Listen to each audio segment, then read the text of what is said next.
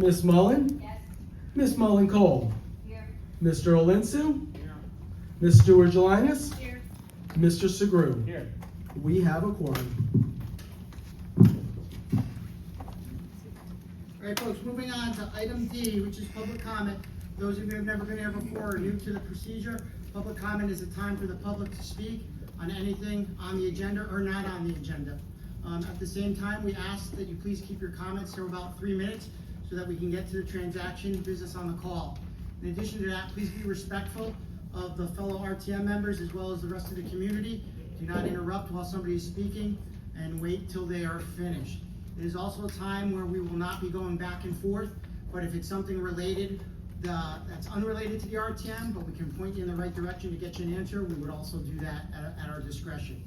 So with that, first on the list is Helen. Helen?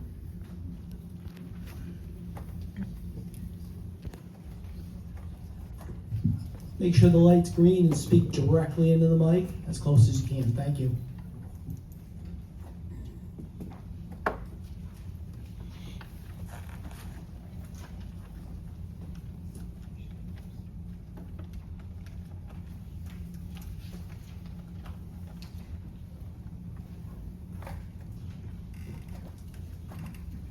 Good evening, my name is Helen Wisniewski. The Public Library. During the Board of Finance budget hearing, a board member was questioning about the overtime, which nothing happened. My concern is with 23 people and work, and with that many, they can work up a schedule to avoid overtime line items. Now, they want to hire and get additional staff for the upcoming event. Their solution, use your endowment account. Fire service. This budget is almost 9%. It's too high, and I urge it to be sent back to be reworked. Quaker Hill has a very poor coverage as well as not community kind. Resident of Quaker Hill has to plan their fire service due to the fact that coverage is Tuesday, Thursday, and Saturday. March 2nd of 2025, approximately 3:20 p.m., the call came in that structural fire at 304 Bloomingdale Road. Service came all the way from Cohansey, and Quaker Hill is down the road. That turned out there was something with the fireplace. And 2 doors down from me at another, time this year, Cohansey came. All the Quaker Hill residents should get a refund due to sufficient coverage. We have a firefighter from out of town working in another town live. Educate the public about open burn as well as fire pits, which are open burn as well, and burn permits. Fire service department, they don't believe in issuing them.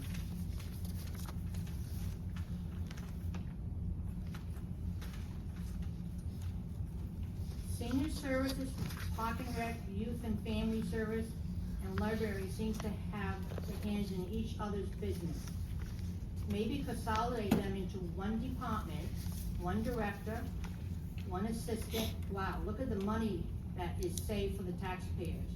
Then you will have support for summer program for the kids this year. East Line, in today's paper, cut 5 teachers. Our enrollment is down. Why can't Waterford do that? Also, is it ethical to have a spouse on Oswegatchie Building Committee whose spouse is a firefighter?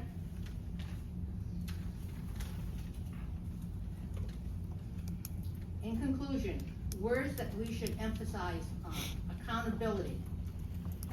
All employees not doing the job, fire them. Work conscious, stop excuses.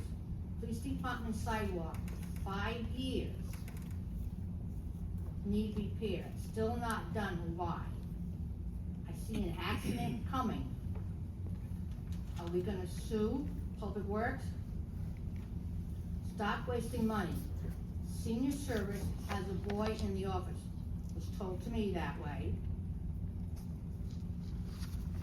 It was, and I believe that is the office support technician, which is a creative job, which he scheduled van transportation, scheduled 2 vans, 2 drivers, 1 person on each van going to the same event.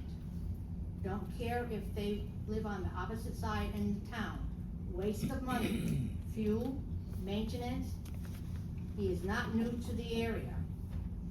Fire him. Keep in mind that you are using taxpayers' money, and please use it wisely and vote wisely. I want to thank you for your time. Thanks, Ella.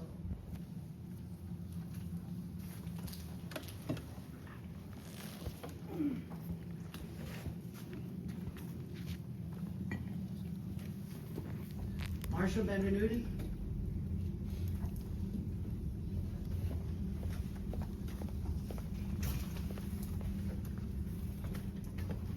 Good evening, everyone. I want to address the haphazard, inefficient way our town seems to be handling the recurring expenses of the Board of Ed, like the Chromebooks, the capital improvements in general, and the burdens and benefits of a fully funded education budget. First, the sad saga of the Chromebooks. The Board of Ed followed town instructions and placed the Chromebooks in capital improvements, only to be denied and told to put them back in the operating budget.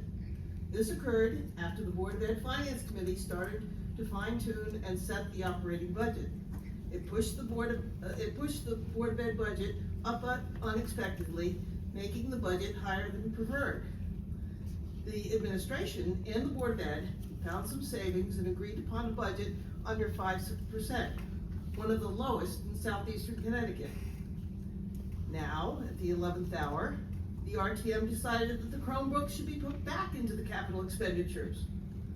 This will require the Board of Ed to go to the Board of Selectmen, then the Board of Finance, and then back to the RTM and request the funding. This flip-flopping mess has cost the taxpayers countless wasted hours of preparation and revision, will delay purchases, and it will make the Board of Ed budget seem lower than it really is. It and the insurance cut artificially put the Board of Ed budget at 3.85%, and this leads the taxpayers. Next year, when the Board of Ed adds the Chromebooks back into the operating budget, because it is a recurring expense, it will automatically look higher when in reality it is not. The 3.5% is just an illusion to fool the public. The Board of Ed budget is really 4.85% and should reflect that. Mr. Giard presented real data that shows that the Waterford Public Schools are excelling in every way and outranking many of our neighboring communities, while our costs are below those of our neighbors. Waterford Public Schools are doing an exceptional job with below average funding. I am a senior. I am on fixed income. I have lived in Waterford for over 65 years. I regularly volunteer in pre-K through 5th grade classrooms at Great Neck School. I see the needs and the great lengths the administration and staff go to do the best they can with less money. The benefits we reap from an exemplary school system far outweigh the few dollars saved by lowering the budget. We must be transparent and realistic about the process, the needs and the cost of town business. I urge you to stop this shell game, return the Chromebooks to the operating budget where they should be, and help keep Waterford Public Schools on top by fully funding the Board of Ed budget. I would like this submitted for the record.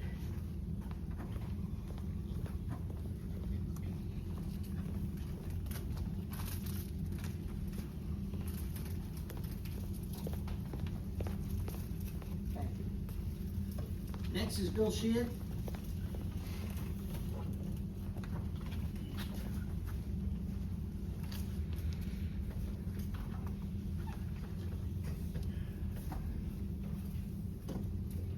Thank you, Moderator Goldstein, for the opportunity to address the RTM about the resolution regarding the appropriation of FY26 capital non-recurring expenditure requests.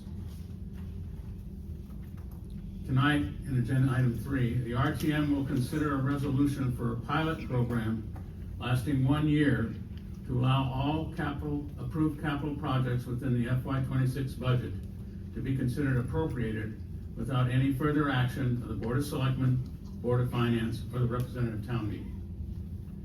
I am recommending to the RTM that rather than approving this resolution, the RTM refer it to committee for consideration and, if appropriate, a public hearing and revision before approval by the RTM. Some questions.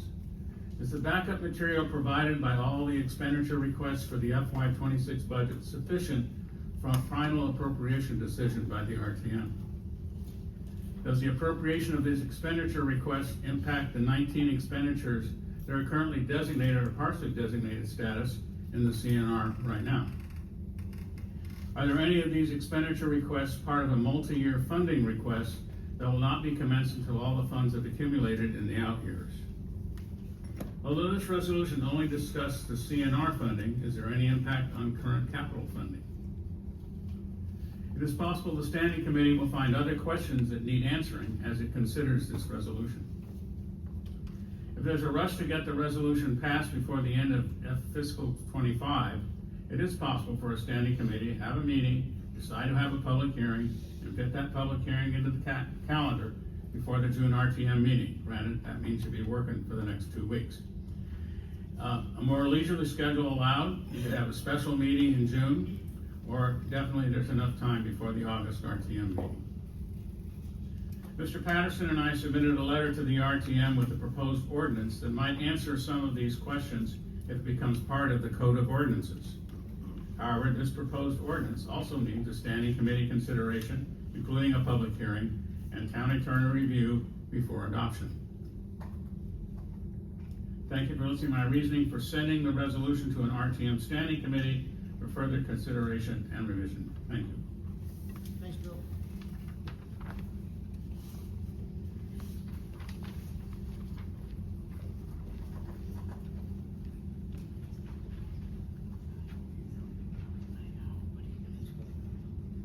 Next up is Glenn Patterson.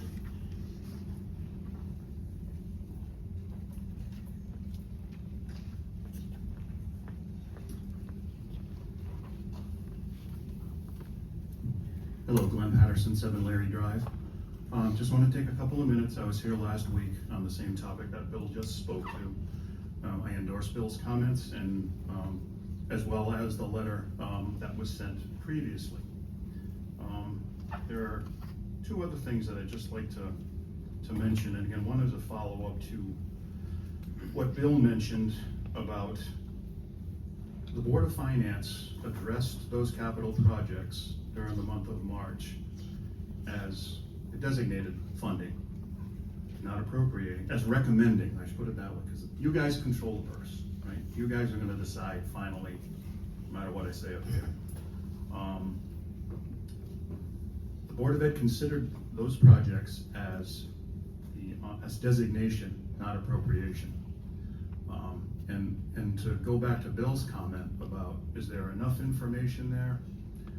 There may not be. I guess my point is that I don't think the Board of Finance, they may have asked some different questions relative to appropriating the money versus designating it as saying, yes, we think this is a worthwhile project, we'd like it to proceed forward, but we want to hear from the department head again. I think that's just, there are situations where that is truly prudent. I'd also like to just make the point, and I made it last week relative, that to me we're going to one extreme from the other with this resolution. Right now we have a process where a department head has to go to 12 meetings to get, or 10 meetings or whatever it is to get their project through. And I sit here and say, yeah, that's inefficient. On the other hand, we're going all the way to the other side that just says one time through and it's good. And like I said, there may be some projects where that's appropriate. I do believe also that there are projects where that is not appropriate. So I would, just in closing, I just ask the RTM to consider and ultimately establish a process via the committee process, however you folks decide to do it, that establishes a process that is, I don't wanna say automatic, but that is, one shot as may be required, but that allows for a deliberative, step-by-step process. Again, that's not reactive to, oh, we appropriated the money for this project, they'll just come back for the money anyway. Well, to me, that's a reactive response to what's going on with that project, where maybe some money could have been saved up front if there had been a second visit and some more deliberation. So with that, thank you very much. Thanks, Glenn. Is there any other public comment? Is there any other public comment? Is there any other public comment? Hearing none, I'm gonna declare public comment closed, and we're gonna be moving on to correspondence. I don't have anything for you tonight. Just placed at your desk was the letter that Bill and Glenn had written from the first meeting. We gave that to you, so for those of you who don't have it from the very first meeting. So with that, we're gonna move on to item F, which is the transaction of the business on the call to consider and act upon the general fund budget, which includes both Board of Education and general government budgets for fiscal year July 1, 2025 through June 30th, 2026, in the amount of $110,963,979, as recommended by the Board of Finance and as may be modified by the determination of the representative town meeting. I just want to remind everybody, there's a standing motion in order from Majority Leader Jelinas and Minority Leader Driscoll to move forward with the budgets. And first on the list tonight is tax collector. Yes. Can I just ask you to clarify if anyone's on speakerphone or? Sure, yes, I believe Representative Monahan joined via speakerphone. It's the only one that I know of. You have the floor, Mr. Walensky. Thank you for the floor. Good evening, everybody. Just a few statistics before I open it up to your questions. Currently, through this morning, the collection is $98,742,983.51, which is approximately 99% of this year's budget. I am currently at 99.52 collection on the current real estate, 99.84 on the personal property, just under 97 on motor vehicle, and 92 on motor vehicle supplemental, all ahead of last year. Online payments are up 117% from last year, and our new collection agency, which we went with back in November, has already collected $54,000. Of that, $15,000 is significantly prior year. So they have gone after everything that we had, whether it be in suspense or old bills, and they are currently about to do a secondary mailing for everything that is delinquent. I'm very pleased with them. I think that's everything I need in my preamble. Okay, folks, any discussion for the tax collector regarding personnel costs? Any discussion regarding personnel costs? Any discussion regarding personnel costs? Hearing none, moving on to services. Any questions regarding services? Any questions regarding services? Any questions regarding services? Hearing none, moving on to materials and supplies. Any questions regarding materials and supplies? Any questions regarding materials and supplies? Any questions regarding materials and supplies? Hearing none, moving on to office equipment. Any questions regarding office equipment? Any questions regarding office equipment? Any questions regarding office equipment? Hearing none, there's a standing motion on the floor for the tax collector in the amount of $227,817. All those in favor, please signify by saying aye. Aye. Opposed? Abstentions?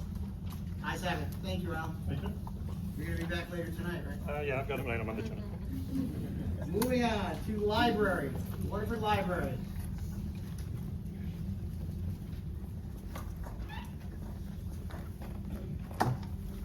Good evening, ladies. Good evening. You have the floor.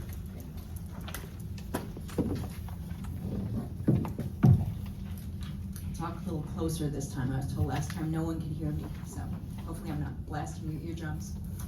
So I'm Chris Johnson, I'm the library director, and with me this evening is Min Wagner, our library board president. Thank you for considering the library's fiscal year 2026 budget request of $1,012,780, which is an increase of less than $6,000 or 0.5% over our current year budget. In fact, the library's annual budget request for existing lines has increased a total of less than 1% for the last 7 fiscal years. And this is in spite of the unprecedented inflation experienced since the pandemic. The library continues to do more with less. In fiscal year 2024, the library had 84,786 visitors to the building. This was a 7% increase over the previous fiscal year. At the same time, our physical circulation was up by 20% and our digital circulation increased by 25%. And this year's numbers are on track to equal or exceed last year's usage. Some of the library's recent highlights include the launch of our grant-funded circulating toy library, our popular plant propagation station, and our 5th annual free seed library. We've used grant funds from the Community Foundation to create a robust collection of Spanish language materials for children and teens, and the trustees designated special funds to update and grow our adult Spanish language collection. In July, we added a new digital resource, College Now, which enables teens and adults to explore colleges and get live guidance on writing their college essay, completing the FAFSA, and more. Our weekly early literacy story time for children ages birth through 5 regularly attracts 50 to 60 participants, and hundreds of young library visitors enjoy our grab-and-go crafts and our in-library scavenger hunts each month while they're there checking out their books. My library staff and I take pride in the service that we provide to the Waterford community, and we know that it is appreciated by the 6,200 active cardholders that use the library regularly. And I thank you for your attention to this statement. Our library board president, Mim Wagner, would like to say a few words, and then we're happy to answer any questions that you have on the library's budget request. Good evening, everybody. I'm Mim Wagner, and I am the president of the Waterford Public Library Board of Trustees. We are so proud of our town public library. It continues to be a vibrant center in our town for literacy and community. The challenge is to provide a state-of-the-art facility, expert professional staffing, and an outstanding collection with the pressures of inflationary increases in material costs and well-deserved salary raises. We are very appreciative of the town's funding to maintain our personnel costs. For our part, our board voted to fill back the supply lines with funding in addition to providing financial support for programming and materials. For fiscal year 2026, the board anticipates spending $206,000, more than that, from our endowment, which represents 20% of our total library budget for next year. We are also pleased to report that the HVAC project has begun. We visited with you recently to approve your funding, and we are hoping to see our new system online by August. Thank you for your continued support for that project, as well as our proposed 2026 fiscal year budget. We stand ready to answer your questions. Okay, folks, any discussion for the library regarding personnel costs? Any discussion regarding personnel costs for the library? Any discussion regarding personnel costs? Representative Jelani. Sorry. I believe it's under personnel costs. I'm gonna go back to the top of the budget here. I have a question about the custodial and maintenance line item. I understand when I look in the backup, back to where it was, it includes full-time building and grounds manager. And when we had Rec and Park here the other night, they said that they maintain the grounds of the library. Is that in your custodial line item as well? Is that a duplication of something? Well, the library building and grounds are owned by the town. And it's my understanding that it's a union position to maintain our grounds, but our buildings and ground manager, as part of his responsibilities, maintains the perimeter of our building, so just the lawn right around the building and the 2 gardens, whereas the wider space, like that front lawn, that's separated by the driveway, And then all the peripheral sides along the parking lot that connect to the Jordan Green and now to the new park are maintained by Rec and Parks. So it's sort of shared. Same thing for the snow removal, salting, and all of those activities. And also, just to clarify, the 91,000 was when we also had our part-time evening custodian, which we've eliminated that position. Any other discussion regarding personnel costs? Any other discussion? Representative Morrison. Through you, Mr. Moderator.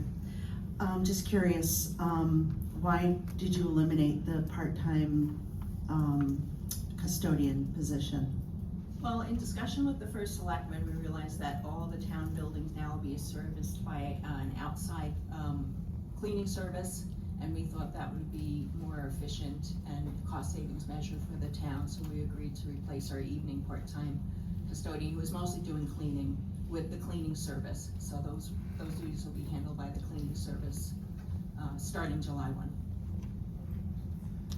Any other question regarding personnel costs? Representative Valencia. Through you, Mr. Moderator. My comment is that I just want to congratulate the library for its services over all these years. I had the benefit of serving as a trustee years ago. And if I can point out to the members of the RTM, I left the board about, I don't know, 10, 12 years ago. And the $1 million that we're asking today is exactly what it was 10 or 12 years ago when I was on the board of trustees. So the library's done a fantastic job utilizing their endowment to plug the gaps for funds that are needed. So I really commend you, Chris, Mim, and the board of trustees for a fantastic job you've done over the years. Thank you. Thank you, Ted. Any other discussion regarding personnel costs? Any other discussion regarding personnel costs? Any other discussion regarding personnel costs? Representative Driscoll. Through you, Mr. Moderator. Sorry. I'm guessing it's a personnel cost, but first, I want to congratulate you on your creativity. When you were asked to go back and cut your budget further, you found a way to save or reinstate Sunday hours. That's been a long-standing issue, so kudos, because that was a good idea. Missed the Thursday.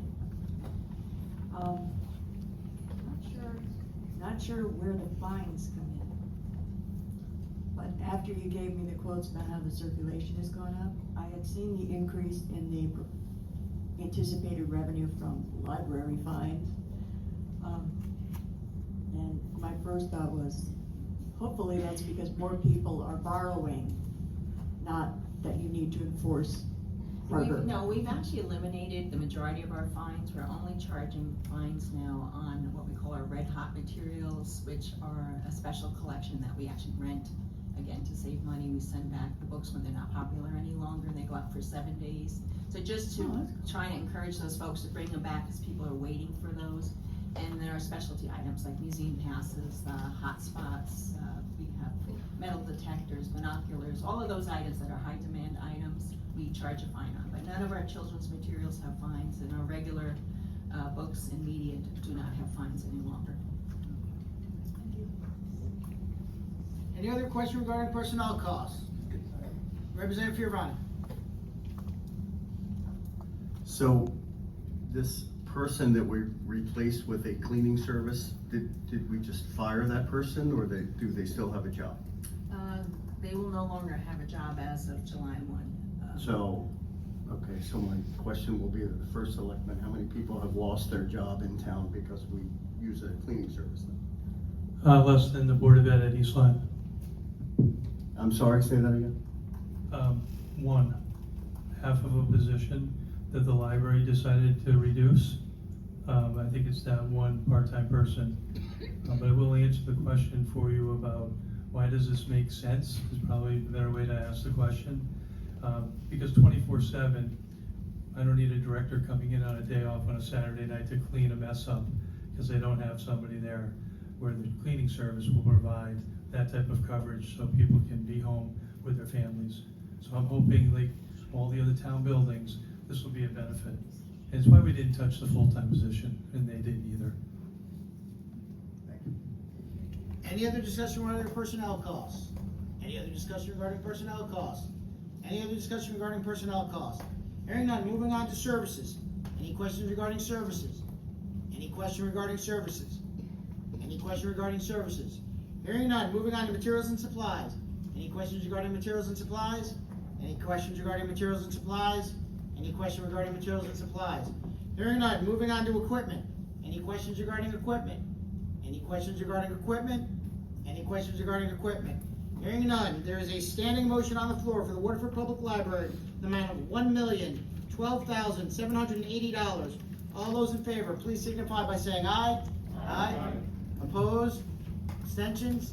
Ayes have it. Thank you, ladies. Thank you. Thanks very much. Moving on to Finance Department.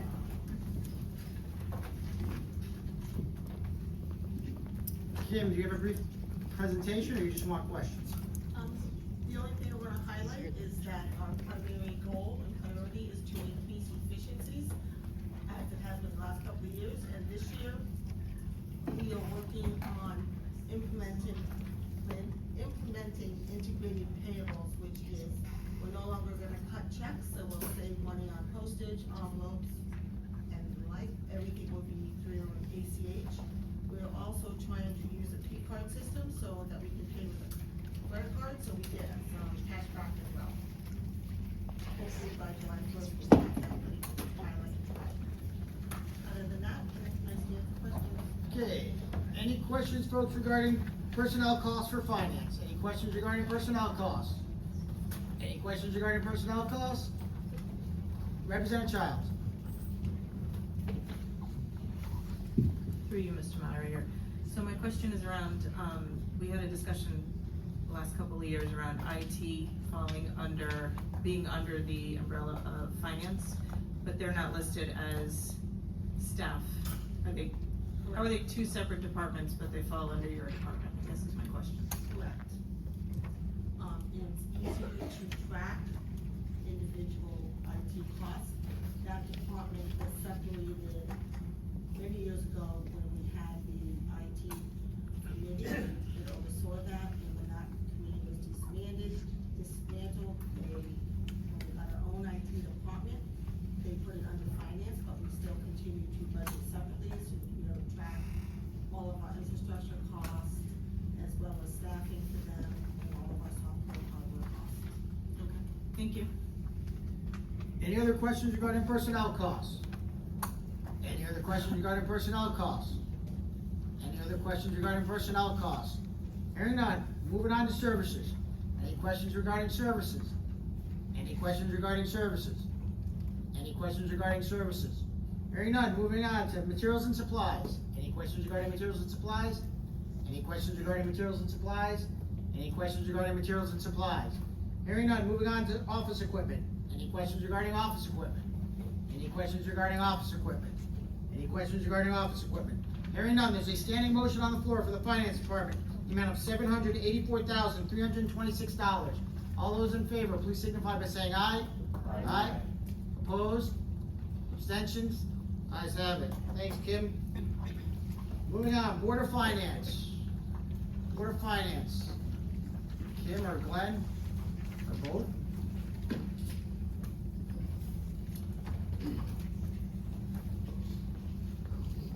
Good evening, Glenn.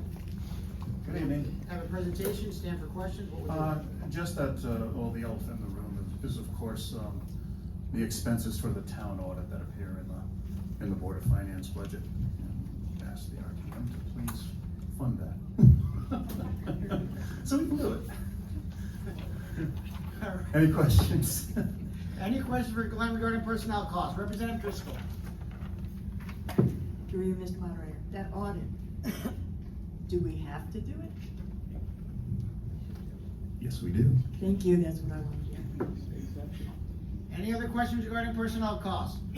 Any other questions regarding personnel costs? Any other questions regarding personnel costs? Hearing none, moving on to services. Any questions regarding services? Any questions regarding services? Any questions regarding services? Hearing none, moving on to materials and supplies. Any questions regarding materials and supplies? Any questions regarding materials and supplies?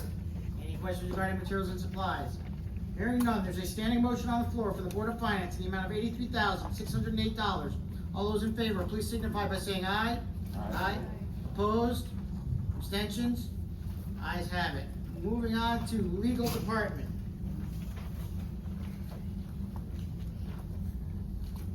Tonight we have Rob Avina and Rob Wool, so any presentation or you just want questions? Just questions?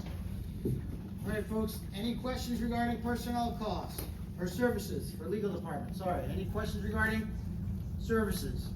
Representative Driscoll. Through you, Mr. Moderator.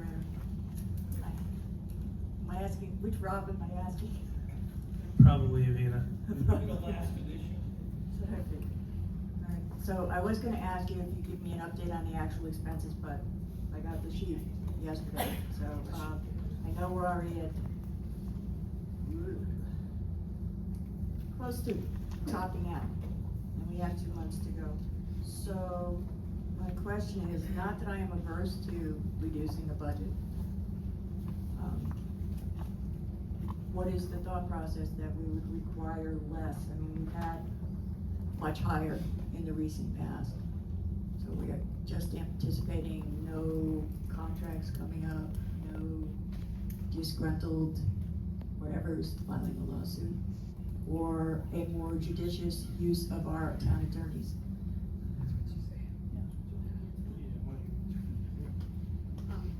The difference, this year versus last couple is we had some major court that we needed his representation for a couple of settlements that came through, as well as, the data center and stuff, and no, currently, we're not anticipating anything of that sort, because any other employee contracts are paid and maintained and handled out of the human resources budget. But you never know, what's gonna come for a liability issue or something that they do supply some backup to our insurance companies, but we don't foresee any type of that happening. But tomorrow, the data center could kick back up and require something, you know, it's really Don't kind jinx of us. hit or miss. Something along those lines could come up, but we're not anticipating it. There you go. So basically it's all one topic. The spreadsheets, allocating the legal costs over. This is my stupid question to start with. The first two is like board of selectmen and then just single selectman.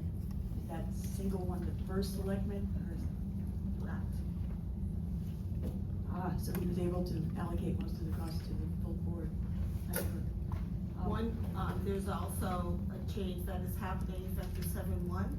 Any of the utility legal bills are actually going to be now covered by their individual budget, that's their own now. The town will not be covering those legal bills. And we don't do their budget. That's, Correct. they're going to pay. But they're aware that they are now gonna be charged for their legal services directly. Okay. And then, just another one, how do we allocate amongst the different departments and stuff? I mean, the only one I'm really familiar with is RTM, so of course I'm gonna look there. And, I can see when it's a month when there's an RTM meeting and we are obliged or honored, however you like, to have an attorney sitting there at the table. Nice to have you back, Attorney Avina. I can see where, you know, the cost is up, but there are a lot of months when we're not, for lack of a better term, doing anything. Yep. So why do we have legal costs assigned to us? We don't allocate legal expenses back to the individual departments, that's why it's its own separate budget. We just track it by department so that they're aware of what fees they're causing the town to incur. I understand that it doesn't go into our budget, it's just like, if we're judging how much time they have to, it sounds like they're spending more time on us than we realized, I guess, for lack of a better term. Or maybe because, I mean, I've looked at these months and I've checked, we didn't even have committee meetings. A couple times we did, but there were no attorneys present or required because it wasn't an ordinance-based You would actually meeting. have to look at the individual invoice that details what was done. Sometimes it's emailing, paperwork, you would need to really look at back up the actual invoice for the hours. Oh, And that's available for anybody that would like to see it. okay, thanks. Any other questions regarding services? Representative Lindsay. Through Mr. Moderator, just a question regarding the legal services that are being provided to the Scottsville Firehouse Building Committee, which department is that work being charged to? That would be charged to fire. What, Fire. fire services? Okay, thank you. All set, Ted? Yeah. Any other question regarding services? Any other question regarding services? Any other question regarding services? Hearing none, there's a standing motion on the floor for the legal department in the amount of $295,000. All those in favor, please signify by saying aye. Aye. Opposed? Abstentions? Ayes have it. Moving on, emergency management.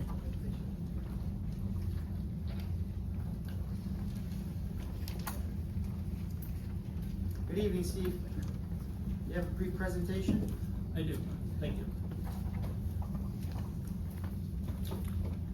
It is the responsibility of the Emergency Management Department to be prepared for all man-made and natural disasters. Planning and preparation are the keys to success in these areas. To that goal, I have secured grants to purchase equipment to bolster our technology and equipment, as well as salary reimbursement that needs no match from the town of Waterford. This amount for the current fiscal year is $114,810, which is applied to projects specific to the grant award. A portion of this grant funding also subsidizes the Emergency Management Director's annual salary and the cost of required millstone drills. Fiscal year 26 will see similar grant funding for emergency management. That's already been applied for. We're just waiting to hear that we've been awarded same grants as this year.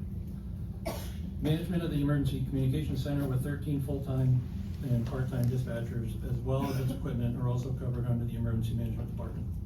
The majority of line items in this proposed budget have minimal or no changes. The largest increase in this proposed budget are seen in dispatch personnel and administrative personnel due to contractual wage increases and step increases. There are very slight increases in telephone costs and in service contracts. There are currently 8 full-time dispatchers employed, 2 nearing the end of training, and there are currently 2 vacant full-time dispatcher positions. There are 3 trained part-time dispatchers. I'm proud to once again present this thoughtful and fiscally responsible budget for the Emergency Management Department with a 2.78% increase over last year's budget. And I will take questions. Okay, folks, any questions for emergency management regarding personnel costs? Representative Morrison. Through you, Mr. Moderator, I don't know if it falls under personnel, but I was just wondering, I would imagine that the dispatchers must be exposed to some pretty traumatic voices and situations. And again, I don't know if this is an appropriate place to ask this question, but I'm wondering, is there something in place for the dispatchers, like a wellness program or something to help them decompress following all the trauma that they're exposed to? I'm not sure if this is an appropriate time to ask it, but it seems to me that we should, we're becoming more sensitive as I think a society to people's needs. That's it, thanks. Yep, I can address that. So the town has an employee assistance program. I am aware of all the calls that they take. Occasionally, if a call comes in during nighttime hours when I'm not in, another dispatcher might let me know in the morning that a certain dispatcher handled a difficult call. I will check on them to make sure that they're okay and let them know what services are available to them. Thank you, I appreciate that, thanks. Okay. Thanks. Any other questions regarding personnel costs? Any other questions regarding personnel costs? Representative Driscoll. Thank you. Sorry, I think you answered I was thinking of my question, and I think you answered part of it, but I want to make sure, because I had seen in the backup, there was written, what was November? Yeah, you had 3 vacancies. And Yeah, the numbers have changed. Numbers have changed, which is good, but my first thought when I read it was, I had remembered a year ago in fire services, when we were all celebrating because you had filled, finally fully staffed and had the 3, so I was a little worried. So we only have 2 vacancies now? Yeah, I'm reluctant to talk about how well we're doing, because then it goes the other way, but yeah, when I was here last year, we had reached full staffing for the first time in my employment here.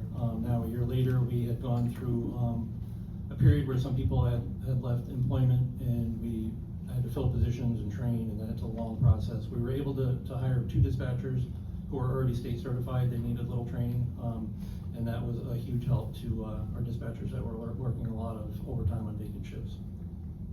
But yeah, when the budget was put together, we had less people than we do right now. Any other questions regarding personnel costs? Any other questions regarding personnel costs? Any other questions regarding personnel costs? Moving on to services. Any questions regarding services? Any Representative Childs? Through you, Mr. Moderator.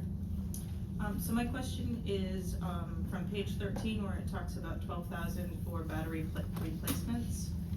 Radio, it says replacement batteries for portable radios, and my question is, in February of 2024, we allocated $496,753 for radio replacements and spare parts. That was kind of a townwide project. Are these the replacements in your budget this time around? Are they different than the ones that we bought just townwide, or are they? So the radios that were purchased, those were for the police department and the fire department, portable radios. Those are new. The radios that were in those 2 departments are newer model radios that will be filtered down to other departments, and they're very old radios that are way beyond end of life. Will be surplus. In most cases, they're just going to be destroyed because they're basically useless at this point. So those older radios that are going to go to Public Works, Rec and Parks, all other town departments, they are older, and those batteries do need to be replaced. Okay, thank you for clarifying. Okay. Appreciate that. Any other questions regarding services? Representative Condon? Through you, Mr. Moderator. My question was about the batteries also. In some of your explanations, you talked about the moving, we're going to be going to the statewide system. Correct. So are the radios that we have now, and my memory is old, but the new state system is like a P2 or P25 P2 or something like that. The radios that we currently have that we purchased, you were just talking about filtering down. Are we going to have to be purchasing new radios for that? No. The newest radios that were purchased on the funding that we were just discussing, those all work on the state system. The radios that we're keeping that were in public safety also will work on the state system. Those really old ones that I was talking about, they will not. Okay. And you also stated here that you mentioned throughout your budget summary that we're going to be moving to the state system, and there's going to be at one point you said something like 6.5 million. When are we expecting to see this move in this budget cycle? I would hope so. There have been delays with the design work from the vendor. That's complete. Now we're looking to get state bonding to help cover the cost of the project, and that's on their schedule. So we're hoping in the next couple months to hear something on that. Thank you. Any other question regarding services? Any other question regarding services? Any other question regarding services? Hearing none, moving on to materials and supplies. Any questions regarding materials and supplies? Any questions regarding materials and supplies? Any questions regarding materials and supplies? Hearing none, there's a standing motion on the floor for emergency management in the amount of $1,230,035. All those in favor, please signify by saying aye. Aye. Opposed? Abstentions? Ayes have it. Thank you, Steve. Thank you. Moving on to fire services.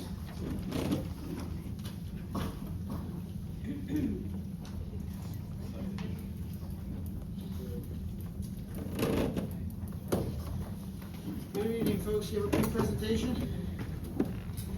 Yes, we do. Thank you. You have the floor.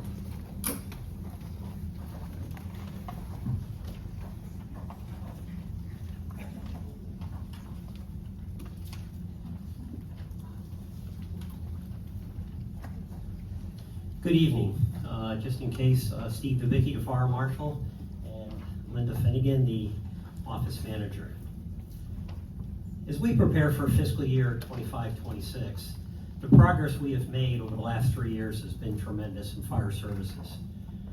We have been working closely with our emergency services here in town, the police department, emergency management, and Waterford ambulance, all for public safety.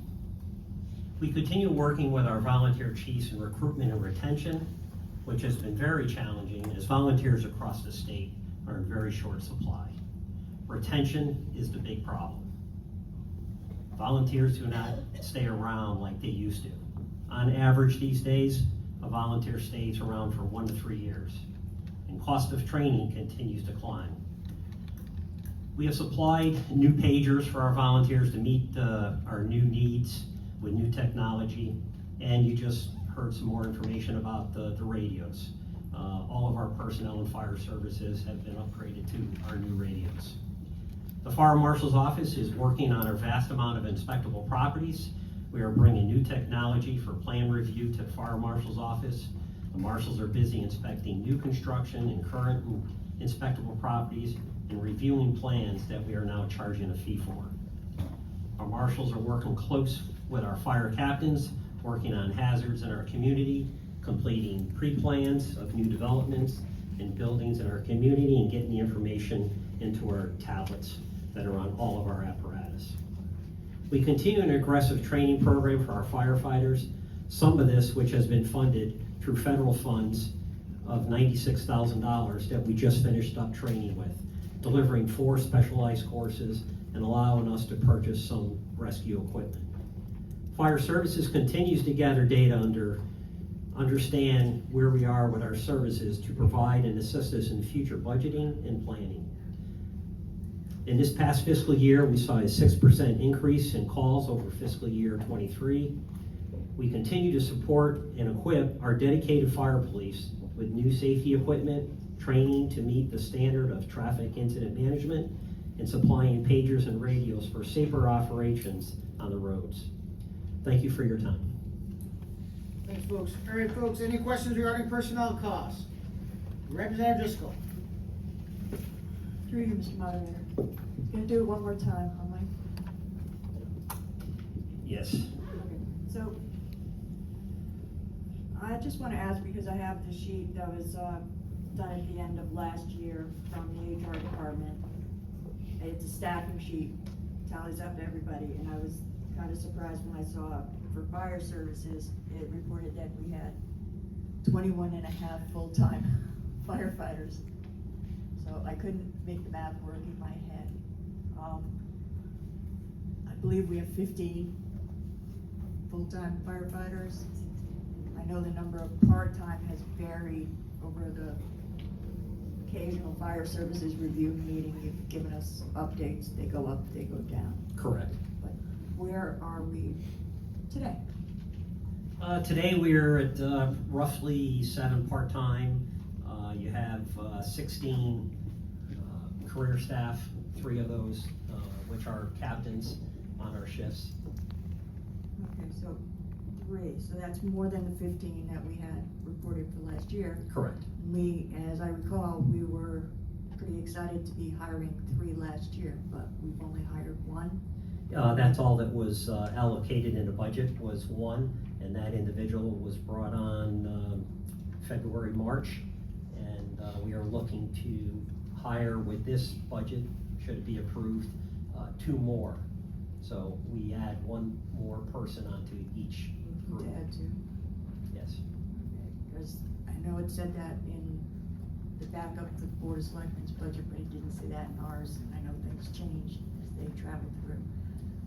The increase doesn't seem to quite add up to 2 more, but I'm glad to hear we'll finally get the extra 2. Based on your schedule with the shifts. I'm sorry? The shifts schedules. I believe it's on page 11. Because I know you are working hard with what you have to give us some adequate coverage. And I guess we're on the page, I'm sorry, page 11. Where's the shifts? Shifts. 2 firefighters, page 21. 2 shifts every day, the various, and where they're allocated. Thank you. Oh, I had one of the numbers right. I kept going. All right, so just to clarify, because they're on a 24/48 schedule. Correct. So this is this is the same 2 firefighters on a given day? Correct. 24-hour period? Yeah, the day is broken down Not into a 10-hour day and a 14-hour night. Should they take personal leave or vacation time, they could break it down. They can break it down that way, Correct. okay, but I just wanna make sure, because it looks because I've heard about that. It looks to other people like there are 4 Right. different bodies Correct. in a fire, which maybe if somebody got. They work a 24-hour shifts, but it can be broken down. Alright, so that means that on any given time, on these staffed, the 2 staff ones, we have 2 firefighters, 1 captain. Correct. And then at the other one, we have 2 firefighters, and that's it. Or is, Correct. okay, so we have 5. In opposite corners, that's good. I'm just looking ahead, because I know you've told me about the OSHA regs and the minimum numbers required, and of course, people are concerned. And I can understand their concern, because if they live near places where we don't have bodies, we just physically don't have the ability to put a body in a firehouse, so we are trying to maximize the coverage. But, I'm hoping that we don't have to wait until next February or March for the 2 that we're getting allocated this year. I know Hopefully that won't be with here. this budget passing, we'll be bringing on 2 more firefighters quickly. Quickly? Quickly. Okay. Representative Morrison. Thank you, through you, Mr. Moderator. So I guess it stands to reason that if, people get paid a certain wage, they're more attractive to jobs, obviously.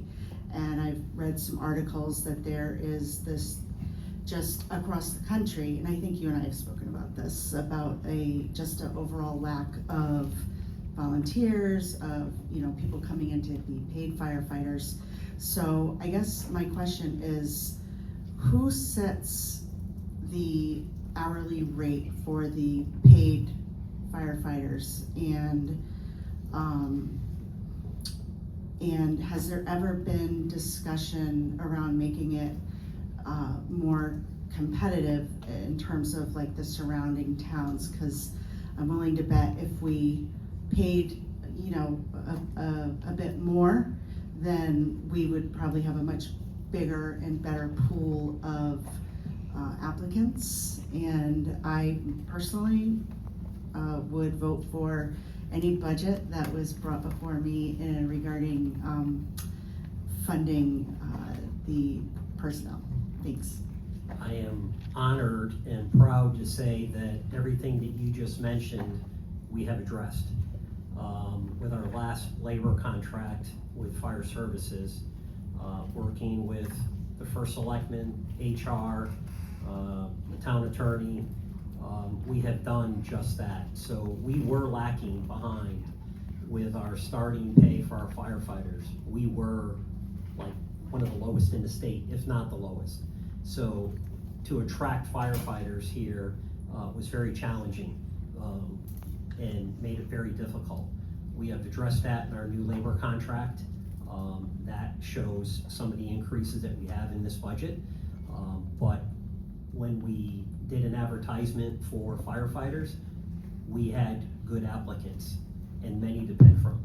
So with the last comments, we will be hiring firefighters when this budget is approved and moving forward. So we're going to be adding 1 additional firefighter onto each group because we already hired 1, and with the 2 additional firefighters, we'll have 6 personnel at all times working, besides our part-time firefighters that we have.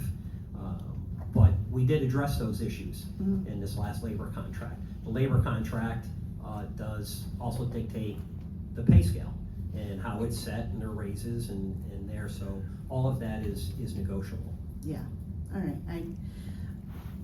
I would like to see people be brave at the next contract negotiations. Come in with a price that you think is a good one, and whoever's in charge. Like I said, I think that we need to support just like all of our other frontline, oh my goodness. First responders. I'm sorry, I'm thinking of frontline for a dog.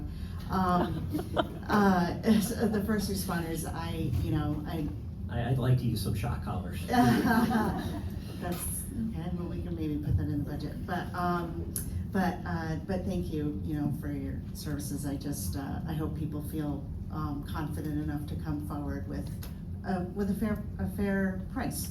Yeah, we did. It brought us up. We're not the highest, we're not the lowest. We are right in that median line, and I give a lot of credit to HR for doing a lot of background work in addressing what is going on around the state and the pay scales, and it did make a difference in the amount of people and the quality of people that we've been able to attract. Representative Cole. I have just a quick question through you, Mr. Moderator. What type of stipends are the firefighters getting?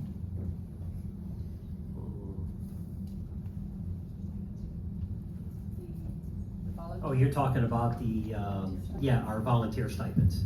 Yes. So that's their quarterly stipend that they get for their responding to incidents and calls. And it's based on a point system that was established, and we just revamped that, which went through the RTM just about a year and a half, 2 years ago. So we did increase those numbers to make it more attractive for our volunteers. Thank you. Any other question regarding personnel costs? Representative Condon. For you, Mr. Moderator.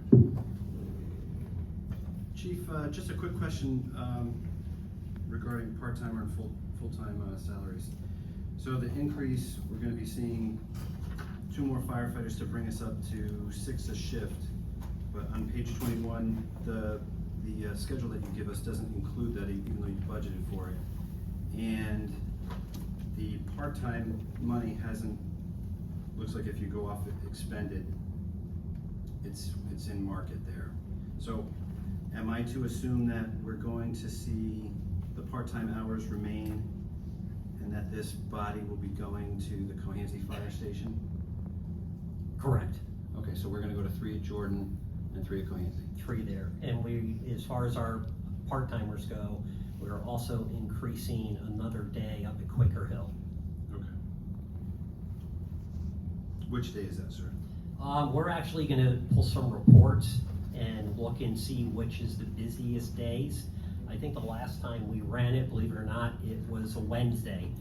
So it's a good chance it's gonna still show the same. Okay. Thank you. Any other questions regarding personnel costs? Representative Lindsay. Through you, Mr. Moderator. This is a question I've been bringing up every year for about the last 10 years. It was about 10 years ago when the insurance fire rating system for homeowners insurance was downgraded to the town, and which resulted in increased insurance, homeowners insurance for taxpayers. I bring this up every year, asking really what we can do to get to that next step. And in 10 years' time, I've never gotten a reasonable answer of what is needed to get to that position, and how can we get there? Thank you. Good question. I have brought that up a couple of times. It's one of the first things I read when I came to the town. I pulled the last 2 ISO reports that were for the town, because they're done every 5 years. And everything that was in there basically explained to me what our needs are. I didn't have to do a big study. A lot of it is said right there. Some of it, we're addressing. To redo that right now, which I started probably a year and a half ago, it takes a lot of time and energy to get that done. But I believe this town, our rating right now is a 4.4. The higher the number, the worse your rating is. This town should be reevaluated and resubmit all of our documents, because I believe we can get down to a 3, if not lower than a 3. probably a 2.8 with what we have. And this report encompasses a lot. The big things that we got downgraded on was our staffing, our training, and not so much our apparatus, but maybe the way we had it listed. Because communications was another part of it. It's not just all fire services. So our dispatch center communications is probably about 20% of that report. The water supply and our hydrants, which is another 20%, is fantastic. So we did very well there. But it takes a lot to get all these documents and reports together, working with the office here in Connecticut and resubmitting everything. And they really want you to do better and have a better number. But it takes time. It's a big project to undertake. But this town should be a 2.8 to a 3. That's a big drop, but it could be done.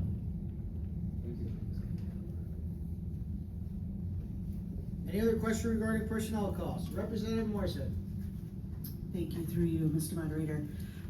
So in terms of the volunteer incentive program, I know it says here it was based on $7. I feel like I have to lean over. So it looks like it was $7 a call for active volunteer firefighters and fire police, and that was in, I think, 2020. My first question, has it gone up from $7 to anything higher? And my second question is,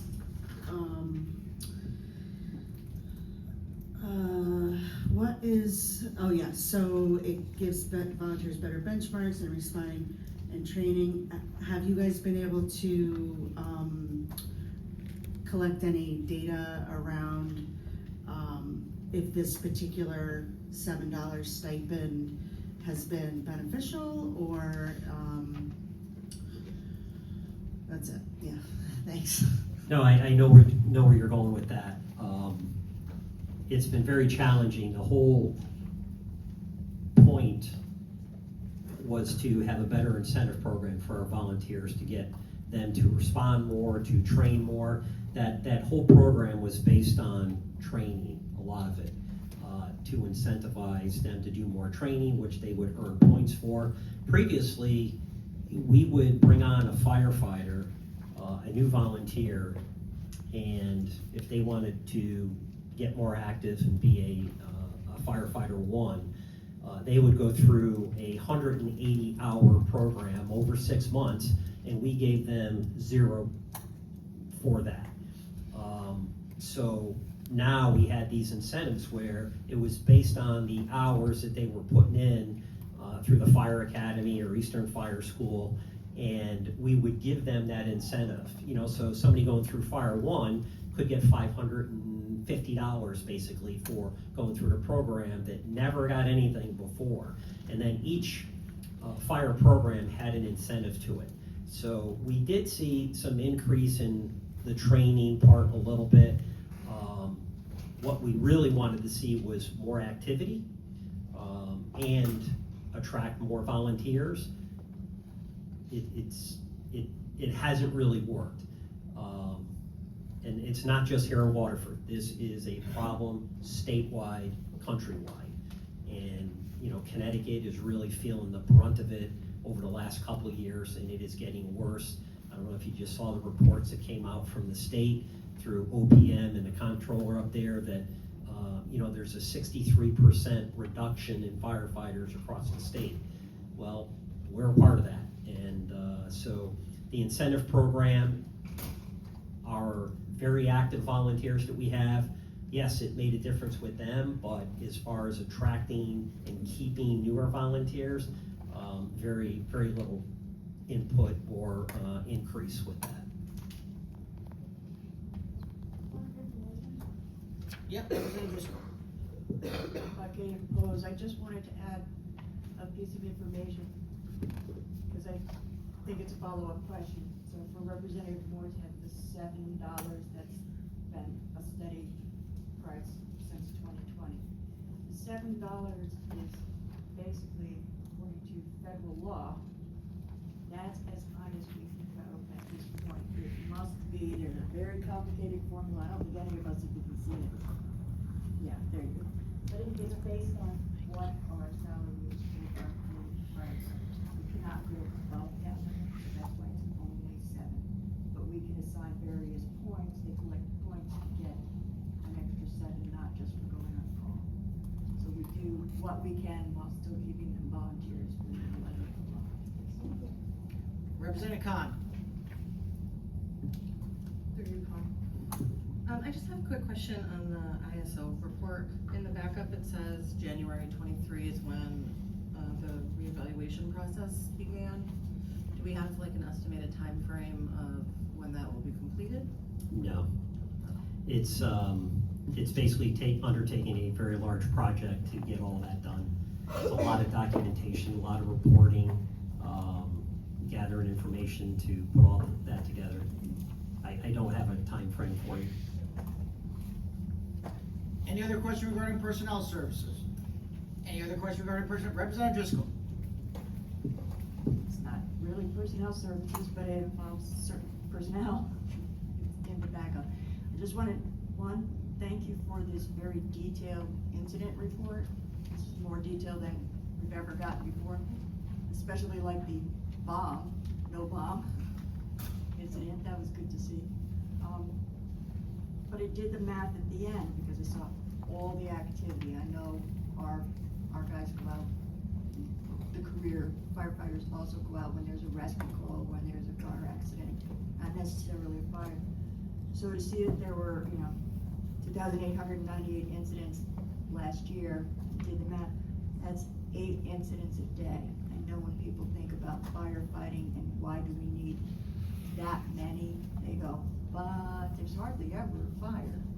But there is a lot more call for them to be out, and that's why we increase it. And my second thing, I beg your indulgence, because I'd like to thank Steve for bringing possibility request to set up the permit fee schedule, because I saw the little chart, and it's making some money, make more than we anticipated in the beginning. It's not gonna do anything, but every little bit helps, so thanks.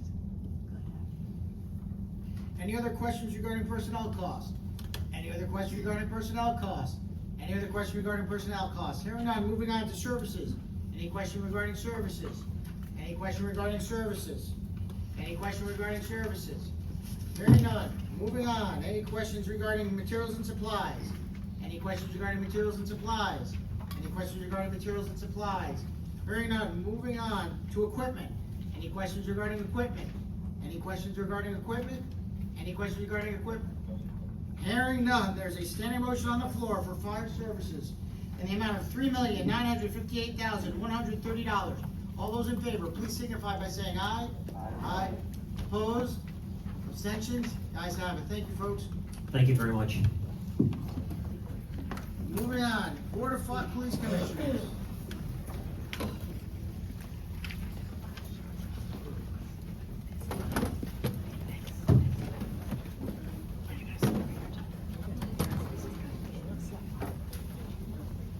Good evening, Chief. Good evening. You have a brief presentation? Opening statement. Go ahead, you have the floor. Good evening. Thank you for the opportunity to present the annual budget proposal. Tonight, I am here to discuss a critical component of our community's well-being, that being the police department's budget. Our proposal is rooted in fiscal responsibility, ensuring that every dollar is allocated with purpose and prudence. We've crafted a budget that not only meets our current needs, but also strategically positions us to face future challenges effectively. The key focus of this budget is officer development. We recognize that our officers are our greatest asset, and investing in their training and professional growth is paramount. By enhancing their skills and capabilities, we ensure that they are well prepared to serve and protect our community with excellence. Moreover, this budget is designed to address the evolving challenges we face, from technological advancements to community engagement. We've allocated resources to ensure our police department remains adaptive and resilient. By doing so, we reinforce our commitment to maintaining safety and security in our community. In And as additional evidence of our efforts to continually review our budget for savings, when this budget was drafted, we did not have any confirmed retirements planned. As of tonight, we have 2 officers retiring next month. As a result of that, I encourage this board to reduce line item 51,420 patrol by $32,739 and reduce line item 51,920 FICA by $2,261 for a total reduction tonight of $35,000. This additional decrease will cause our overall request to be $7,215,097, which is only a 1.39% increase over last year, or $99,453. In conclusion, this budget reflects our dedication to fiscal responsibility, officer development, and preparedness for the challenges ahead. I urge you to support improving this budget, as it is a vital step towards ensuring a safe and thriving community for all. To answer any questions, the department's administrative team is here with me, as they are the members who helped me craft and manage this annual budget. Lieutenant David Furlan, Lieutenant Nicole Van Overloop, Lieutenant Patrick Flanagan, Sergeant Michael Fedor, and Office Coordinator Diane Driscoll. Thank you. Okay, folks, any questions regarding personnel costs? Representative Jelinek.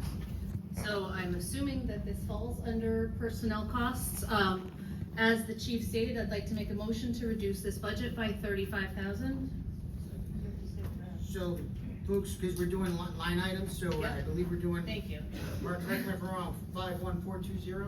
51420 patrol. 51920. Yep, and 51920.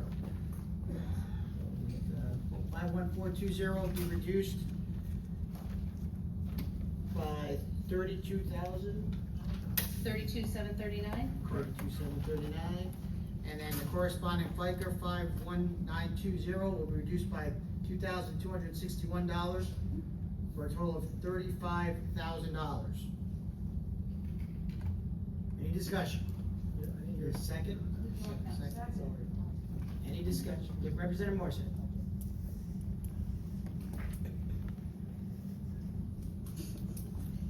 Thank you, through you, Mr. Moderator. First I want to say you guys are great. I love the place. But second, what do you feel like you're going to need those personnel back at all? Like, are you fully staffed? Do you feel comfortable with the staffing that you have?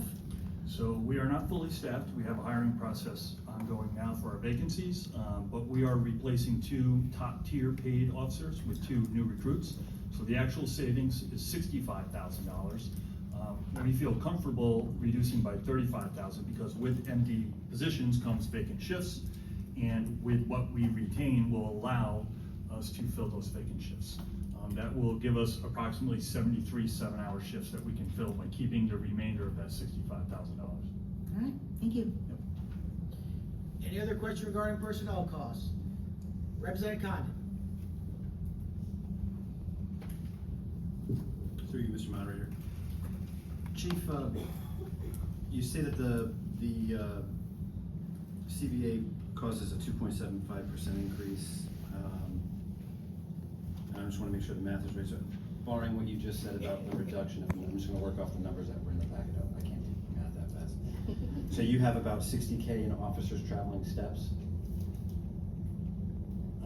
Can you? I just did the reduction. It's $169,000 increase, but it's only 2.75% increase on the CBA. So I know the number's in here, but I guess I'm not getting my question yet. Is in our service, are we heavy weighted with top tier officers? Are we spread across the board? It looks like we have a lot of officers who are traveling steps. Yeah, so we're young. The average years of service of our department is 11. Supervisors are 15. So we're young. We do have some senior officers who are topped out as far as the collective bargaining agreement. But I would say we are extremely young, so you will see step increases more frequently. Okay. I hope that answers your question. Yeah, no, it doesn't. It plays into the next part. So, I appreciate that the PD replacement overtime is flat, but we know that I mean, you even say it in here that it can't be. The fire department, accurately gave numbers. Everybody seems to give accurate numbers. I don't know if you guys are being told not to do that, but I mean, every year we end up just having to do it just seems It's not right It's to- correct. So last year, we saw an increase to that line for the first time in 6 years. Right. And so we are taking 1 full year to analyze what the impact was that you guys authorized us to increase it by. So as this fiscal year ends, we will analyze the numbers and come back. So we have transferred money into replacement overtime almost every year, but that's due to vacancy. So we take the surplus out of patrol, move it over into replacement overtime. Right, which brings me to my next question is, because of that study, right? Every year we ask, and I'm not a cop, so I have problems with this. The fire side, we have minimum mannings, can't go below them. The way you guys work, it seems like the way this is written, and I should know this and I'm sorry, but it seems like you have an option at some points to not hold a certain staffing level and move up and down. Correct. So, and you're saying here you have like 50 vacant shifts. So we average about 38 vacant shifts a month. Yeah. Majority of that is on third shift, where, according to the 2000 study, we're supposed to run with 5 patrol officers and a sergeant on every shift. Historically, for the last 20 years plus, we've allowed midnight shift to run 4 patrol officers and a sergeant. Although it's not in the collective bargaining agreement, that is our minimum staffing is 4. But during day shift, we have the ability to roll people out of the building if something significant happens Monday through Friday, because we have people, detectives, assigned officers inside the building. So at certain times of year, certain days of the week, we analyze every shift to see if we have to fill it, or do we have the resources currently working where we don't have to fill it, and we're able to provide some savings to the town. Yeah, and so, just my last comment, Paul, it would be that I get that, and I appreciate that budgeting. If we have 5, I don't know, for me, I would like to see us budget to maintain the level that we're at, and then not scale up and down and backfill that way. I mean, I know it's gonna cost more, but if we sometimes enjoy 5 but not, and then have to go down to 4, I'd rather have the full boat. And if we can budget, I mean, this is a broader discussion for you and the first selectman, but that's just, it makes it hard to decipher how you're gonna do on overtime when the metric's always moving, and then to say if that was a success or not, and then to try to figure out your overtime line item based on a moving metric. Right. That's a lot of work. Yeah, and as you know from emergency services, at one point this fiscal year, we had 8 people out on injury. That is more than an entire shift for us, and so we were filling constantly with overtime, right, while paying injured employees, either light duty or they were out of work. So for our line of work, it is so unpredictable that we do the best we can to provide you numbers that are accurate. I know, and I appreciate that. What I'm actually doing is advocating, trying to increase your budget. Yeah, I love that. But to answer your other question, we have not been told.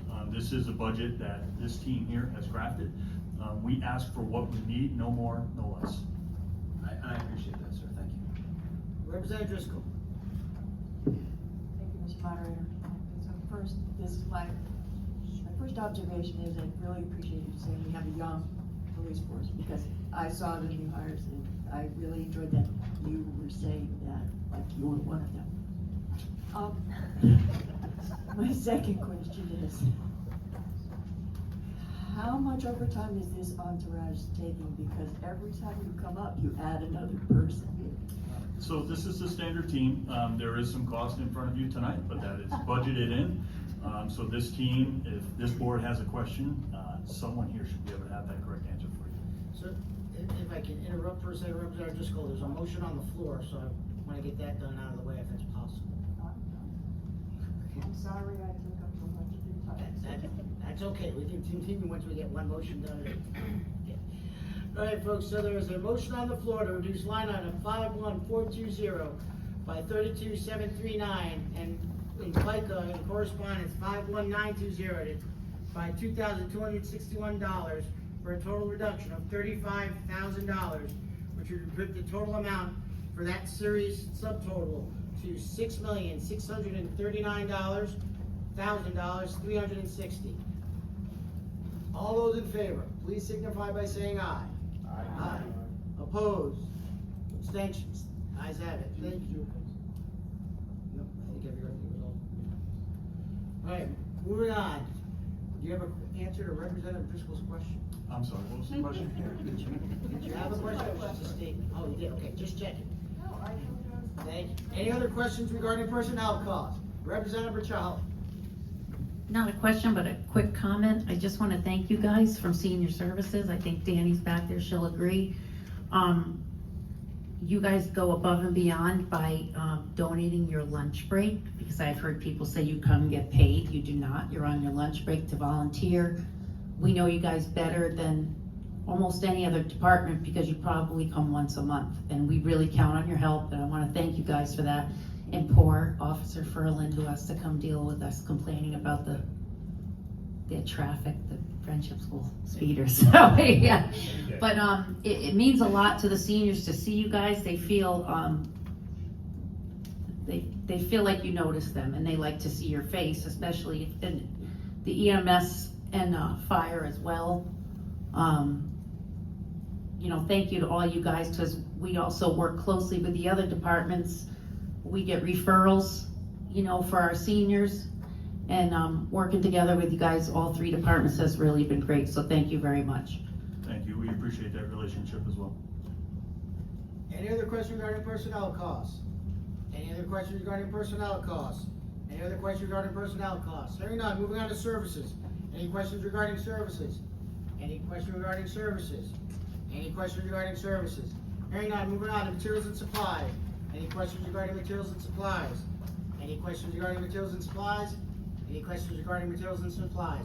Hearing none, there's a standing out motion on the floor for a new total of $7,215,097. All those in favor, please signify by saying aye. Aye. Opposed? Abstentions? Do you have a comment? I just wanted to address Representative Morset.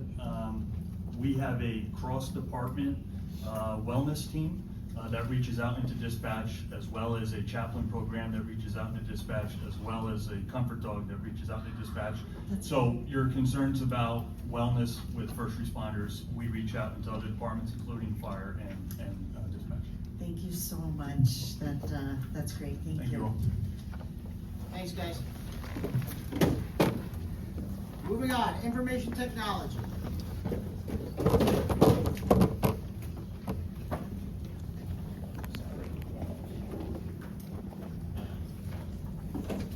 Good evening, Jeff. Good evening. You got a brief presentation? Brief statement. You got the floor. Folks, just not to interrupt, Jeff, just to let everybody know, Representative Campo just joined via speakerphone. You have the floor, Jeff. The Information Technology Department is responsible for providing end-user support, security access controls, and software equipment maintenance for town and public safety IT systems. The department has 3 positions: IT manager, IT support engineer, and a PC technician. The total budget request is decreased by $16,627, or minus 1.35% over last year. What is not represented by these numbers is an estimated return of $88,000 to the general fund from charges to New London for their portion of the radio maintenance contract, which is approximately 37% of that contract. The department's goals for the upcoming fiscal year continue to be focused on strengthening and maintaining the IT infrastructure and systems from constant cyber security threats, providing resolution to end user IT service requests, and working with departments to strengthen their use of current IT resources towards improving productivity. I stand for your questions. Thanks, Jeff. Any questions for IT regarding personnel costs? Any questions regarding personnel costs? Any questions regarding personnel costs? Any questions regarding personnel costs? Hearing none, moving on to services. Any question regarding services? Representative Childs. Thank you, and through you, Mr. Moderator. So my question is around the video components for this room in particular. I'd like an update on when that can be, or when we can expect that. Yeah, we're still working on that. There's a couple cameras that need to be installed. We have some training and learning I have to do on the system to get it facilitated. I'm hoping that with training and testing and meetings over the next month, I want it to be done and ready, and we're using it by July 1st. Thank you. Any other question regarding personnel costs? Any other question regarding personnel costs? Any other question regarding personnel costs? Hearing none, moving on to services. Any question regarding services? Any question regarding services? Hearing none, moving on to materials and supplies. Any questions regarding materials and supplies? Any question regarding materials and supplies? Any question regarding materials and supplies? Hearing none, there's a standing motion on the floor, the IT department, in the amount of $1,214,796. All those in favor, please signify by saying aye. Aye. Opposed? Abstentions? Ayes have it. Thanks, Jeff. Thank you very much. Okay, folks, moving on to current year capital. Current year capital. Good evening, Selectman Brule. Good evening. Do you have a I brief- know, boo. Do you have a brief presentation? The one or you guy who just has want to questions? keep all your increases down a little. Yes, I do, and I'm gonna say it quick. But first, I just wanna make an announcement, if you wouldn't mind. The new Director of Fire Services recently hired, Christopher Haley, is here tonight. He's been at many meetings, so if you could please stand, just so people can get a face to a name. Director, thank you very much. Congratulations. Last year was defined by progress, professionalism, and pride. I remain committed to building a future for Waterford that is safe, well-educated, and financially secure, especially for our seniors, working families, and those on fixed incomes who rely on stability and transparency from their leaders. I do not take this role for granted. Each day I show up ready to work hard, listen closely, and lead with integrity. Waterford is more than just a place on a map. It's a community I care deeply about, full of people I respect. I'm grateful for the trust you've placed in me, and I will continue to advocate for your needs at Town Hall, in Hartford, where I will be all day tomorrow, and in Washington, where I've yet to ever be invited. Capital planning is always a delicate topic, but it is a responsibility I do take seriously. On average, I manage approximately $8 million in annual capital requests from department heads and the Board of Education. Like many communities, we are not in a position to fully fund that amount every year without placing a significant burden on taxpayers. While future bonding requests will be necessary for school and building maintenance, sewer upgrades, road paving, and a much-needed firehouse, however, we're not there yet. 5 years ago, a major criticism during my first election was about the $25 million in general fund balance tied to previously approved but incomplete capital projects. With the support of RTM moderator Paul Goldstein and Board of Finance Chairman Glenn Patterson, we've made real progress. Together, we developed an inclusive and flexible plan that allowed us to complete nearly 100 capital projects while keeping taxes stable and continuing to invest in outdoor spaces for families, education, and public safety. Of course, that progress has required tough decisions, and frankly, has cost me a few friendships along the way. I've had to say no to department heads, to projects, and to people. That's never easy, and I don't take it lightly. With the Board of Finance now capping our fund balance at 13 to 15%, which is about a $18 million total, and with $8 million already spent down, future capital funding will depend on either bonding or direct support from taxpayers. That's real. That's why I've reduced this year's capital request to $1.9 million, roughly $900,000 below my 5-year average of $2.8 million. As you review this year's capital plan, I encourage you to look ahead. My 5-year plan reflects the town's most pressing needs and remains adaptable to changes, whether driven by department priorities, new mandates that are unfunded from Hartford, or shifts in federal policy. By reducing spending on the town side and presenting a leaner capital budget, our overall municipal budget, including operations, capital, and debt service, will increase this budget by just 0.85%. Tonight, our department heads are here to present their projects they presented to me and help answer your questions in more detail. I thank them, and all of you for your continued partnership and dedication to the future of Waterford. Thank you, Mr. Moderator. Okay, folks, just what we're gonna do is we're gonna follow the summary sheet, go department to department if you have any questions. First on the list is the Board of Selectmen Fleet Management Plan. Any discussion regarding Board of Selectmen's Fleet Management Plan? Representative Childs. So I'm assuming through you, Mr. Moderator. My question is column number 1, 2, 3, 4, 5, 6, 7, 8. The header on column number 7 is identical to the header on column number 6. Am I to assume that it's BOF instead of BOS? Can you follow me on that? What page is that? Page 1. Current year capital improvements, right? Are you looking at the fleet backup, or are you looking at your backup that you have? Okay. So at the very top where it says line item description to 23-24 actual expended, when I get over to the 6th and the 7th column, they're the same header? Does that Correct. mean these items are approved twice by Board of Selectmen? It should be Board of Finance. Okay, it's a little, No, thank you. good catch. Representative Driscoll.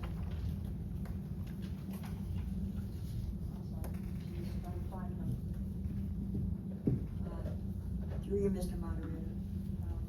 Fleet management plan, that's the first one, that's what you told us to start with. Fleet management plan, okay, so this is, every year, we put in $1 million, we build it up. I'm sorry, can you just bring that mic closer? Sure, I just didn't want it to echo like That's some do. okay. So, for those who aren't familiar with it, $1 million every year we set aside.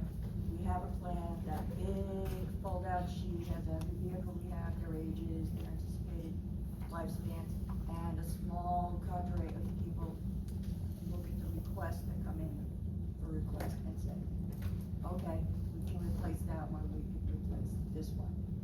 We don't really know what you're replacing this year, we just see what's out there. My question is, in some of the backup that was buried at the back of the book, there were variance requests, stuff from various department heads Okay. asking for vehicles because there is a rule that if we replace a vehicle and the projected cost in the current day is more than, you don't remember it, I would refer to my 10% fleet or management 25,000, yeah, there's upward, if it's more, Finance Director do meet, and we will get you that information. okay, do you have minutes? Do we, I don't know if we have minutes on the vote. I think, do we? yes. Yeah. The agendas and minutes are posted. I keep referring to Kim because she runs the fleet management Yeah, plan. no, that's okay, that's what she's here for. All right, if there's minutes, I will guess at how they were named on the website, because they don't always match. Representative Condon. Through you, Mr. Moderator. I have a couple of questions about fleet. How much money is in this account currently? Before we put $1 million in it? Sure. No, I have a few questions while she's looking that up. I have a few concerns about the fleet. One of the great things this town actually did was move to a fleet management plan. One of the things we did after deregulation of power to try to help step us down. And this program has served us extremely well compared to other communities and how they deal with fleet. It's one of the things I brag to other towns about how we do. But we flat funded this at $1 million, and what the two parts to this is how much money is in that account, and what trucks are in, I shouldn't say trucks, but what vehicles are in the rear. Because if we remember a few years ago, what happens is this is only a forward look. So what happens is if a vehicle doesn't get replaced in the fiscal year, the money moves to the rear, the vehicle doesn't get purchased, but then requests can come forward for variances in increase in costs. And it looks like we're back at another tipping point, because this year between vehicles and equipment, we're at 950K, and next year, just for vehicles, we're at 3.8 million. The following year, 3.2, and that's just in vehicles, and it's another million in equipment. So if this account isn't well funded now, we're underwater. Correct. Yeah. We're currently at about 1.8 million. 1.8 million. So we're, this One account. fire truck away.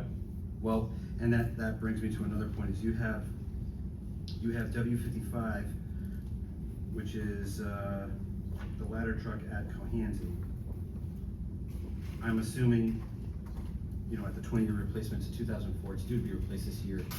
I know that these vehicles take longer to ascertain, which is why I'm assuming you're trying to spread this 2.2 million out over 3 years. Our issue is if the community's blessed in how we got our last ladder truck, where we were able to get a demo almost immediately, that bill's gonna come due instantly and immediately flip this whole account on its head. Correct. We can't add money to this. The only thing we can do is give the money that's been allocated. To my knowledge, we've never had to go back and actually make an appropriation mid-year into this account. Do you have any history of that? I don't know if you can see that, but. We have not. The first selectman has already reviewed the fund balance and made some recommendations moving forward next budget season to increase his request.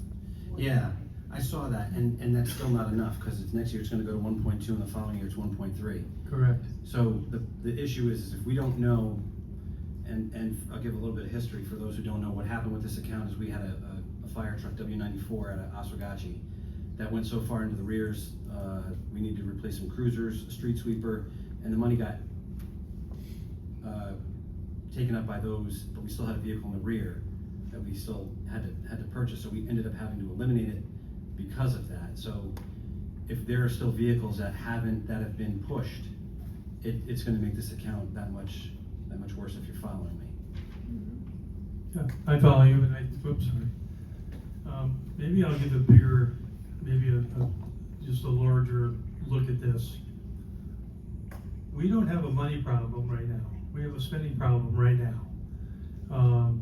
There's only so much money to go around. We talked about OPEB. This is the same exact thing. So the town, we've checked off all the boxes we went 5 years and reduced, spent $23 million in capital projects throughout this town, focused in on those areas.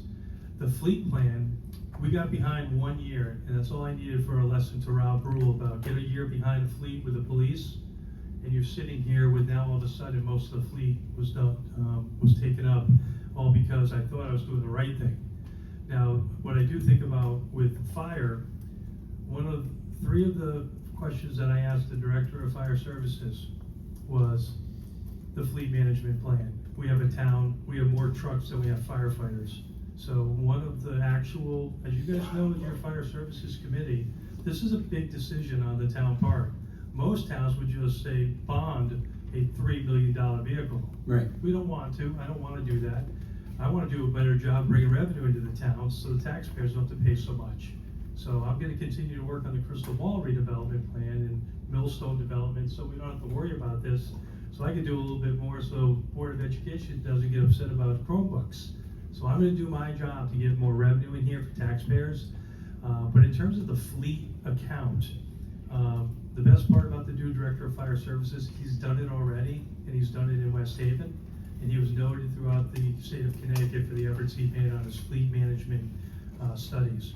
This is a huge amount of money, which is why that selection of Director Haley was so important. He's done it before in another community. So I'm not minimizing you. I'm hoping that a developer who wants to develop in this town might buy us a big old new ladder truck to the town of Waterford, being a great host. We don't know where it's all gonna go, but I'm just letting you know I'm aware of the fleet accounts. I'm aware of how much is being spent. And last year, as you know, we had 3 large account expenditures with the Public Works Department, because we've never spent $300,000 and $400,000 for vehicles, and we did it last year and the year before. Huge number of items that we finally did. We just had to do it. So I think I'm trying to make sure the taxpayers in line. Next year will be better shape. The revenue that we're getting in, the tax revenue from Waterford Woods will be online next year. The Ivy Hill development will be online next year for revenue. It wasn't on this year. So we're up against it a little bit with timing of the rebound, timing of these developments, making our grand list. But I think next year we're gonna be in much better shape than this year. I do believe that, and I'm gonna be talking to the ad hoc and this director about fire apparatus, especially with the fleet. Yeah, no, my point to this was, I mean, we're off the ledge this year as long as there's nothing in the rear and the account's funded. We're spending every dollar we're putting in, but this, what I guess the essence of what I'm trying to say is, we've done this very well, and if we move to every year we're just expending what we're taking into the account, really the whole plan's defunct because you're just funding the vehicles every year. So, Correct. I appreciate everything you just said, but we've got to get back to, you know, where this fund was, where we were funding it at a flat rate and finding out what the new flat rate is. Obviously, we can't do it this year. The expenditure is $1 million. It's fine, but if we don't right this ship, then the whole fleet plan's gonna go moot. Correct. Any other questions regarding fleet management? Representative Casper. Thank you, through you. This is more a question about the overall capital improvement plan. And so you have the plan laid out for fiscal year 26 through fiscal year 30, but. Through CNR or CIP? We have it for both. For both. And for some of the items for, say, fiscal year 27, 28, there's a 0 for 26, but then there's money in the future years. So I just want to clarify, what we're voting on tonight is just the fiscal year 26 Correct. numbers column. Correct. So that's sort of your projected, your hope. This is But- the director's request that I'm hoping to fulfill. But we're not committing to anything past. No, there's fiscal year other, 26. we have a general fund balance. If we ran into a jam where someone needed something a little quicker, or someone needs it, absolutely needs it, I'm gonna go back and ask for an additional appropriation. I'm not gonna wait, I'm gonna go and do it. So we have that. We also have, this is about as responsible as I can get and still make sure we continue projects that we need to. So this is the 26 number, and the total you have is the number that I am presenting. Okay, thank you. Okay, thank you. Any other questions regarding fleet management?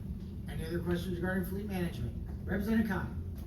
Sorry, I just wanted to mention the Easter egg that you planted in here. It looks like you have a new vehicle coming in 27 for assistant chief of the fire department.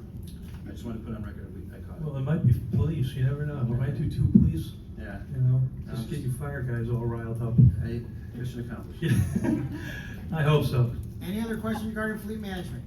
Any other questions regarding fleet management? Hearing none, moving on to emergency management. Any questions regarding emergency management?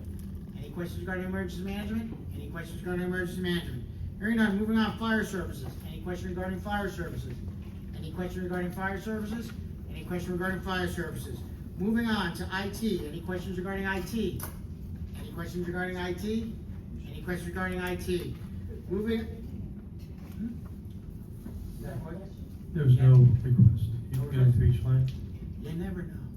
Any question regarding I municipal thought you were maintenance? doing great. Any regarding municipal building maintenance? Any questions regarding municipal building maintenance? Hearing none, moving on to police department. Representative Driscoll. Through you, Mr. Moderator, I may have to go back because I'm going back and forth between 3 different budgets. Well, I We're on checked- CIP, but we're I on- believe I this know, is but if I find it on the other budget, I don't have a question. Sorry. But there's a lot. There seemed, could you walk us through why some of these may be, I know, a juggling thing at the Yeah. end, but there were a lot of requests for buildings that have really been in bad shape for a long time. And I know we heard about, the parking lots are just despicable, and, you know, Alan mentioned the sidewalks, which were also brought up by other, people, and they didn't seem to have made the cut this year. So I was just wondering, that seemed to be, you know, a safety priority. Yeah, And yet, we were told that we're gonna repaint the spot lines, which is lovely, but I'm thinking for the same amount of money. Yeah, I'm not sure how to answer this one. I do know we have current programs and current projects, close to $4.3 million currently being worked on. So we do have projects out there. We do have a current program right now with the police parking lot and youth and family parking lot that's changed a little bit because youth and family left, and then all of a sudden the food bank went back in there, and now we have counseling in there because it's a better place because there's less people running around, which changed a little. So I put a hold on doing anything with youth and family and police parking lots. So we have that type of stuff that's already designated, already appropriated and processed. In terms of other things, what you see in front of you, requests that were brought in, you'll see new. Those were new ones that came through that are on your sheet. I think that was one of the biggest concerns that you guys all had, was people would make a request, it didn't show up anywhere, or fell off somewhere. So we've done a conscious effort to make sure these lists have everyone's request and it's there. And then I just have to go back with current projects, and I have the list somewhere, what we're doing currently, and but I would just need to do a deeper dive into that, Sue.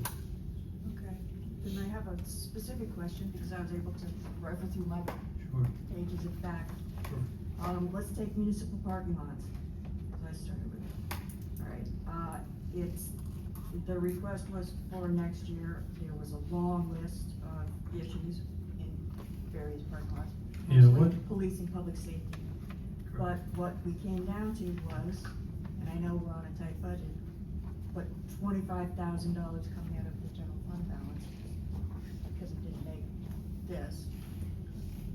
Is there any way, do we know what that 25,000, which one gets the 25,000? Yeah, I just need to make sure I gotta be careful with you, Sue. I gotta make sure I'm on the same page. I know you. There's always, yes, it's always usually correct. So let me, I lost my capital plan 4 times in the last 5 days, and had to reprint it, so I'm not the All right, evil all genius right. you think I am. apologies. But what department are you looking at right now? What budget? Building maintenance. But it's a parking lot, because it's touching a building. I'm looking at his project consolidation request, Okay, and, he didn't have anything in for municipal parking lots for this year, this fiscal year. But there was a request for 1.2 million for next fiscal year, this kind of plan ahead, I guess. And as I remember, as I went through it, there were a lot of, and having driven on some of them, a lot of beaten up parking lots that need to be and repaired. this is So I'm at just the police asking- department? The police department was one of them. That's what I'm asking you. If we have 25, Yeah. we're not gonna do the 1.2. but We're not. If we're putting 25, and I'm asking, this is from the general fund balance, I know we're not voting on it, but there are other projects that got divvied up and going to the chief rock. Are you referring to the snapshot, maybe? Yeah, I looked at the snapshot, and Sorry, that's where I got okay. it, because I'm with I you. started, I'm I with started you. with capital year, but I also looked back up to see what the projects were about. Yep. And saw the list, and saw that the request was for 1.2. There are other instances, and I'm not gonna ask about everyone, it's just a general thing. Correct. It's your decision, because you're juggling, Yeah. to go to 25,000. Yep. How are we going to know what out of this stack that added up to 1.2 million gets addressed in this partial attack? Well, the only thing that is the CNR request from town building maintenance, I'd have to ask Gary for more information on what exactly this one is, because I started digging and I lost your questions. So $25,000 in general fund balance, it's marked for me as a P2, meaning it wasn't a P1, wasn't a critical request right now. And I do believe the $600,000 or $500,000 that we do currently have in our account, designated, maybe not appropriate, I shouldn't say that, but we do have money in there for repaving, police, and youth and family for maybe 500, 600,000. And I think this is all that same project. We're only gonna be doing the police part first. We don't have a plan yet. It's getting revised to do that part of the parking lot with current money we have. I'd have to ask Gary what this CNR request is for, because I look at it and I go, there's $310,000 as part of that project. When you look at, if you're looking at the 5-year capital snapshot. Yeah, I was. So I'd have to That's where ask I Gary found what the general fund. 310,000, he probably already ran, probably home. But it's not part of my current request for funding. All set, sir? No, because he's talking about something else. That's okay. All set. Next, all right, folks, moving on, police department. Any questions regarding police department? Any questions regarding police department? Any questions regarding police department? Hearing none, moving on to public works. Any question regarding public works? Any question regarding public works? Any question regarding public works? Moving on, recreation and parks. Any question regarding recreation and parks? Any question regarding recreation and parks? Any question regarding recreation and parks? Moving on, utility commission, which has 0 in it. Any questions? Any questions regarding Board of Ed, which also have 0 in it? Any questions regarding Boards of Ed? Any question on, Representative Childs? Through you, Mr. Moderator. So my question is why 0? Well, I think with utility commission, we're starting to move towards a more CNR approach. Well, You know, for utility commissions, that's why. They have a lot of like normal, Jill's here, she can speak to it, but the CNR approach is putting money away for the predictable pump station work, water connector work, things of that nature. But we just didn't have anything for this year, current capital to put through, because you Okay. need a year to get it done. so in looking at the Board of Ed snapshot, that snapshot has 8 items listed for fiscal year 25-26, and not one of them show up on your capital plan.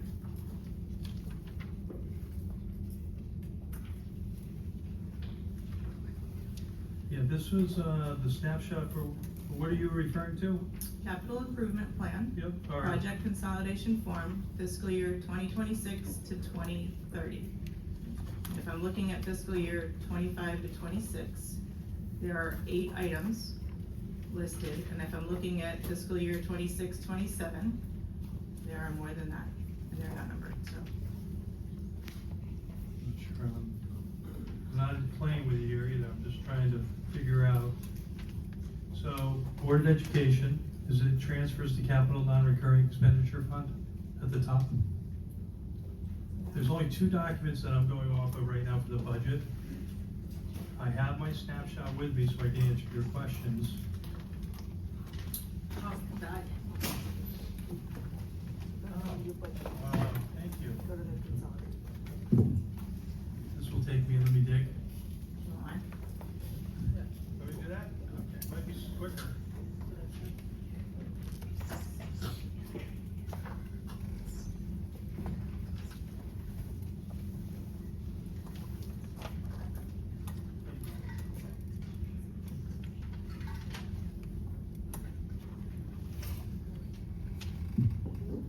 Okay. So, generally speaking, when I looked at this report and this came through, there was one priority. The one priority was the energy efficiency project. That is being funded.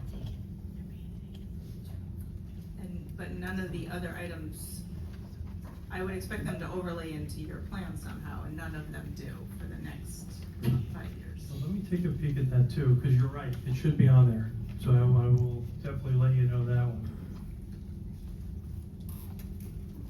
May I interrupt?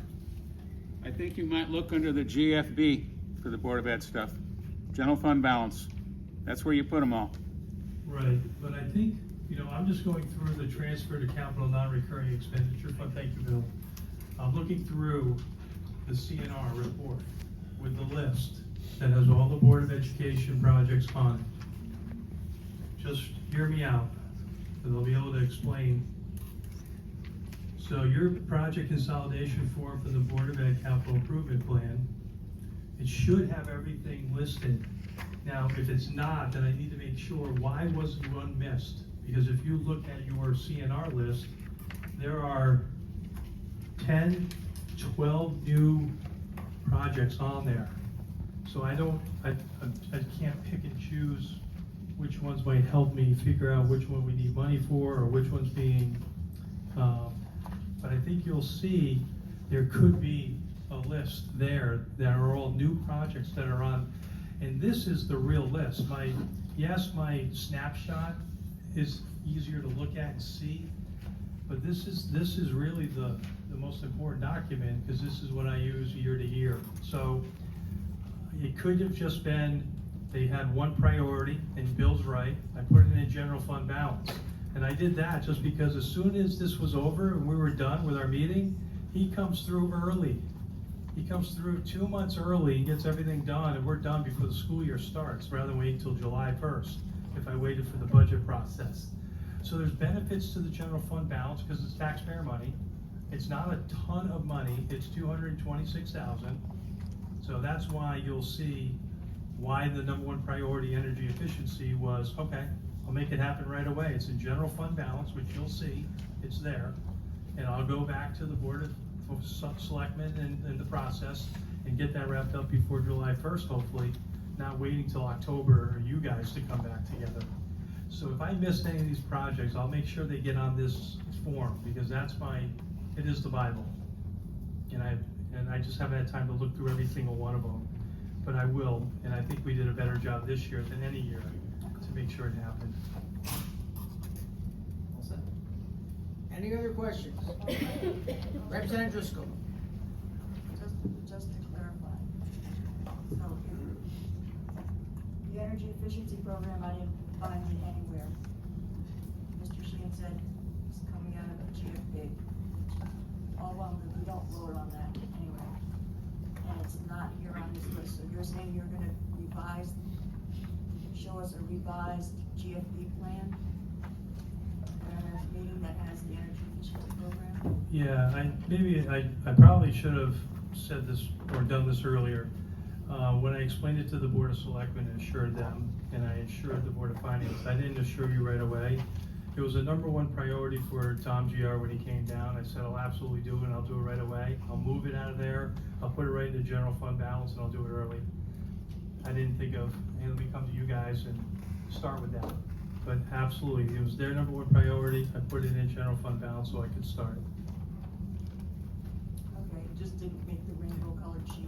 Correct. Which is actually all gray for those of us who got It made rainbow, but it didn't make yours. All set? Good catch. Any other questions regarding current year capital improvements? Any other questions regarding current year capital improvements? Any other questions regarding current year capital improvements? Hearing none, there's a standing motion on the floor for current year capital improvements in the amount of $1,101,089. All those in favor, please signify by saying aye. Aye. Opposed? Any abstentions? Guys have it. And Mary, I'll return your sheet. Moving on to transfers to capital non-recurring expenditures. I'd like to thank my team back there. Thank you very much for all your help. You were great. All right, for transfers to capital non-recurring expenditure fund. We're gonna go by Yes. department yet again. Yes. Any questions regarding assessor? Any questions regarding assessor? Representative Elixir. Just a point of information, for me, and I should know this, define for me what that means, transfer to capital and non-recurring expenditures. I should know this, can you just refresh my memory, is this money that's been set aside, appropriated already? It's normally recurring or multiple years of a project, so that's normally the difference, where capital CIP is more annual. Bill's that. I always look at Bill when I ask these Capital questions. non-recurring expenditure fund is supposed to be capital and an expenditure that you're not gonna recur again, but we generally end up using it for recurring expenditures. We just extend them out year by year by year. So that's where the designation comes in. And if you've got a big project, like Utility Commission has their maintenance on their pump stations. That's a continuing project, because you want to make sure that the pump fails on your time, not the pump's time. That the pipe doesn't leak on its time, but you fix it before it leaks. So they have, each year they put in so much and they spend so much, and sometimes they spend more than that so much that they put in to get that stuff done. Utility Commission is just an example of that. Utility Commission and Public Works generally have more of those than everybody else. But this time, and then we have been using, over the last 3 years, the general fund balance. That's when we come in and we say, this project is going to be funded by the unassigned fund balance of the general fund. And that's how we've dropped our unassigned fund balance from $24 million down to $19 million now over the last 3 years. Because we've used that money to get the projects right away going. And the advantage to that is they don't have to put it in the capital plan. It gets in there. And it's a known, expected, unexpected expenditure, if that makes sense to you. Yep, Representative Driscoll. Thank you, I may have asked this already, but the second half of your question was, okay, I will never get over we put recurring expenditures in the non-recurring account, we can't deal with that. Where do the transfers come from? Because that implies it's not being taken from the taxpayer's pocket, so what fund does that come from? And it's not coming from the GFB. Well, in the CNR, you also have the undesignated fund balance of the CNR, which now has it somewhere around a little bit over $700,000 in it. And so often we will fund a project by transferring the money, asking you guys to transfer the money from the undesignated fund balance of the capital non-recurring expenditure fund to the project that's in the capital non-recurring expenditure fund. Oh my God. Any other questions regarding the assessor? Any other questions regarding the assessor? Moving on to emergency management. Any questions regarding emergency management? Because it also has 0 in it. Any questions regarding fire services? Any questions regarding fire services? Any questions regarding IT? Any questions regarding IT? Any questions regarding the library? Any questions regarding the library? Any questions regarding planning? Any questions regarding planning? Any questions regarding Representative Driscoll? Sorry, I'll put my hand up for a couple. Oh, sorry. I'm gonna jump back to library, just a question, because it's 0, and in the backup, those project consolidated, there was a reference to the very poor condition of the library roof. The backup was from 2020, dated 2023. So, I'm not sure if we've repaired that roof, but we're about to install a brand new HVAC system up there. So could somebody just tell me if we took care of the roof? We are not going to, we are just gonna let it go. We have to. And let the We new just- HVAC we system we have just to, crash you know, right roll the now? dice. Gary, where are you, bud? It's over there. Gary loves. I'll just show from the back here. Rob, he's gonna need the mic. Gonna need the mic. Portable mic. Need it back? Okay, on the library. Currently, right now, we are doing the HVAC project, and there are several units that will be placed on the roof. What they call is they're placed on curbs up there. That's just a structure that's on the roof structure, and then there's another built-up structure that the maintenance unit, that the HVAC unit sits on. We made there's 2 ways of doing it. You either put a new roof down and you cut it all up and you have patches on it, or you keep the old roof there, you put your new curbs in, you put your new units in, kind of patch around that, and then once that is done, you go back and you roll out a new roof.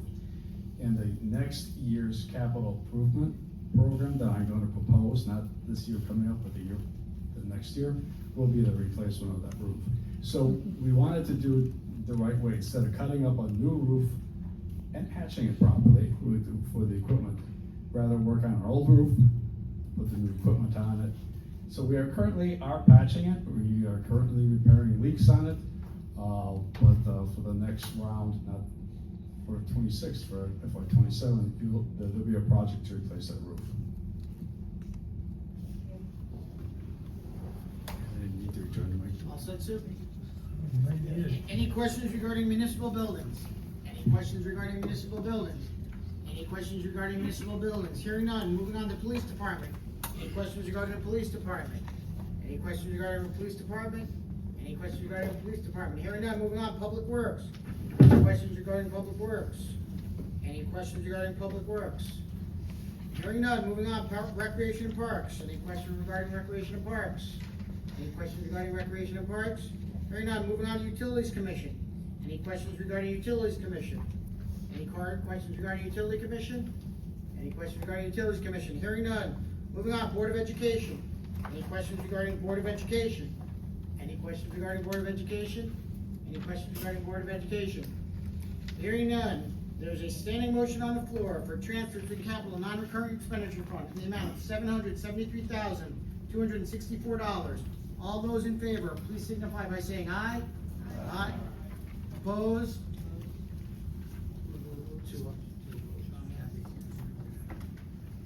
Any abstentions? Ayes have it. Thanks, Rob. Thank you, everyone. Okay, folks, now we're gonna go on to a series of motions that are not covered under the standing motion. So we're gonna be voting, just for the audience perspective, we're gonna be voting on 6 budgets that are affected. The first one I have, I'm gonna need a motion for each one, please. For general government operations, and the new amount, total amount of $40,162,318. May I get a motion, please? Any discussion? Any discussion? Hearing, Representative Driscoll. Just a point of information, any discussion would be on any one of those departmental budgets above general government, right? Correct. As we, yep. Any other discussion? Any other discussion? Hearing none, there's a motion on the floor for general government operations in the amount of $40,162,318. All those in favor, please signify by saying aye. Aye. Opposed? Abstentions? Ayes have it. Moving on to current year capital improvements in the amount of $1,101,089. May I get a motion, please? Any discussion?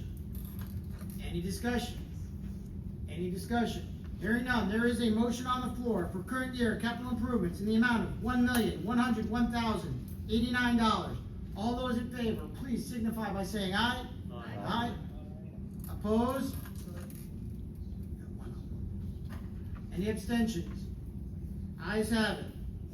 Moving on to transfers, capital and non-recurring expenditure fund in the amount of $773,264. May I get a motion, please? Any discussion? Any discussion? Hearing no discussion, there's a motion on the floor for transfers, capital and non-recurring expenditure fund in the amount of $773,264. All those in favor, please signify by saying aye. Aye. Aye. Opposed? Abstentions? Ayes have it. Moving on to debt service in the amount of $7,964,500. All those in favor, please signify by saying aye. Oh, sorry. May I get a motion, please, first? Any discussion? Any discussion? Hearing none, there's a motion on the floor in debt service in the amount of $7,964,500. All those in favor, please signify by saying aye. Aye. Opposed? Abstentions? Ayes have it. Moving on, Board of Education budget in the amount of $59,828,308. May I get a motion? So moved. Any discussion? Any discussion? Any discussion? Hearing none, there is a motion on the floor for the Board of Education budget in the amount of $59,828,308. All those in favor, please signify by saying aye. Aye. Opposed? Abstentions? The aye, Opposed or abstention?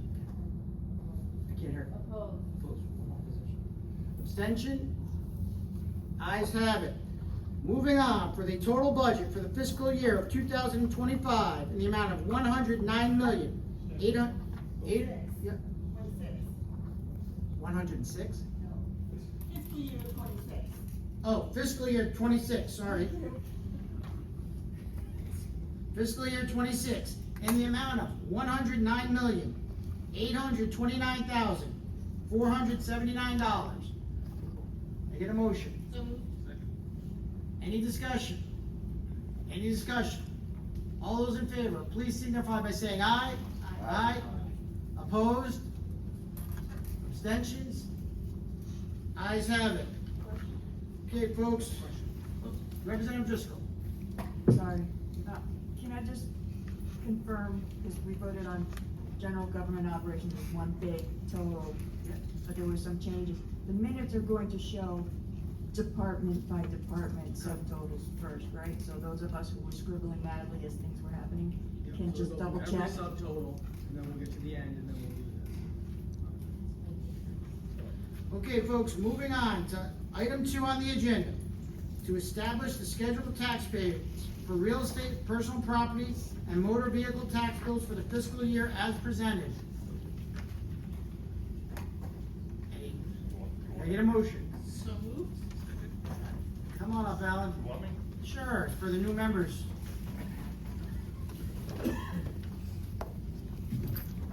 My name is Alan Walensky, and I'm your tax collector. Any questions, or you want me to just go over it, because there is one new section this year? Yeah, just, if you could go over for the new members, it'd be great. Okay, so what we're doing now is to establish the collection criteria. It is essentially identical for every year that I've been here and for years before that. So we're gonna retain the 2-payment real estate collections for any bill over $100. Any bill $100 or under would be payable in one installment in July. So it would be the July 1 and January 1 for real estate. For business, personal property, and motor vehicle, there would be one collection time, that would be July, for the one time. There are towns that do 2. I discourage that incredibly with every collector I ever see. This year, they're starting something new. The DMV is now providing supplemental tax bill information to every municipality on a monthly basis. Normally, if you have registered your car after October 1st, anything from October 2nd, excuse me, my voice a little bit. After October 2nd, your bill would not normally come out until the following January. So normally the bills come out in July. Any partial year bill would come out January the following year. So now the DMV is providing all of that information on a monthly basis to every assessor in the state. We are now, you get the choice of maintaining the current one where everything would be collectible the following January, or you could collect at a different time frame. I've decided, and I would like to take the first 6 months of registrations. That would be from October 2nd to March 31st would be collectible in July. Anything from April 1st to September 30th would be collectible in January. This, number one, accelerates half of the supplemental bills to the cash flow, and it also means that the motor vehicle registrants, the taxpayers, will get half of the billing 6 months early.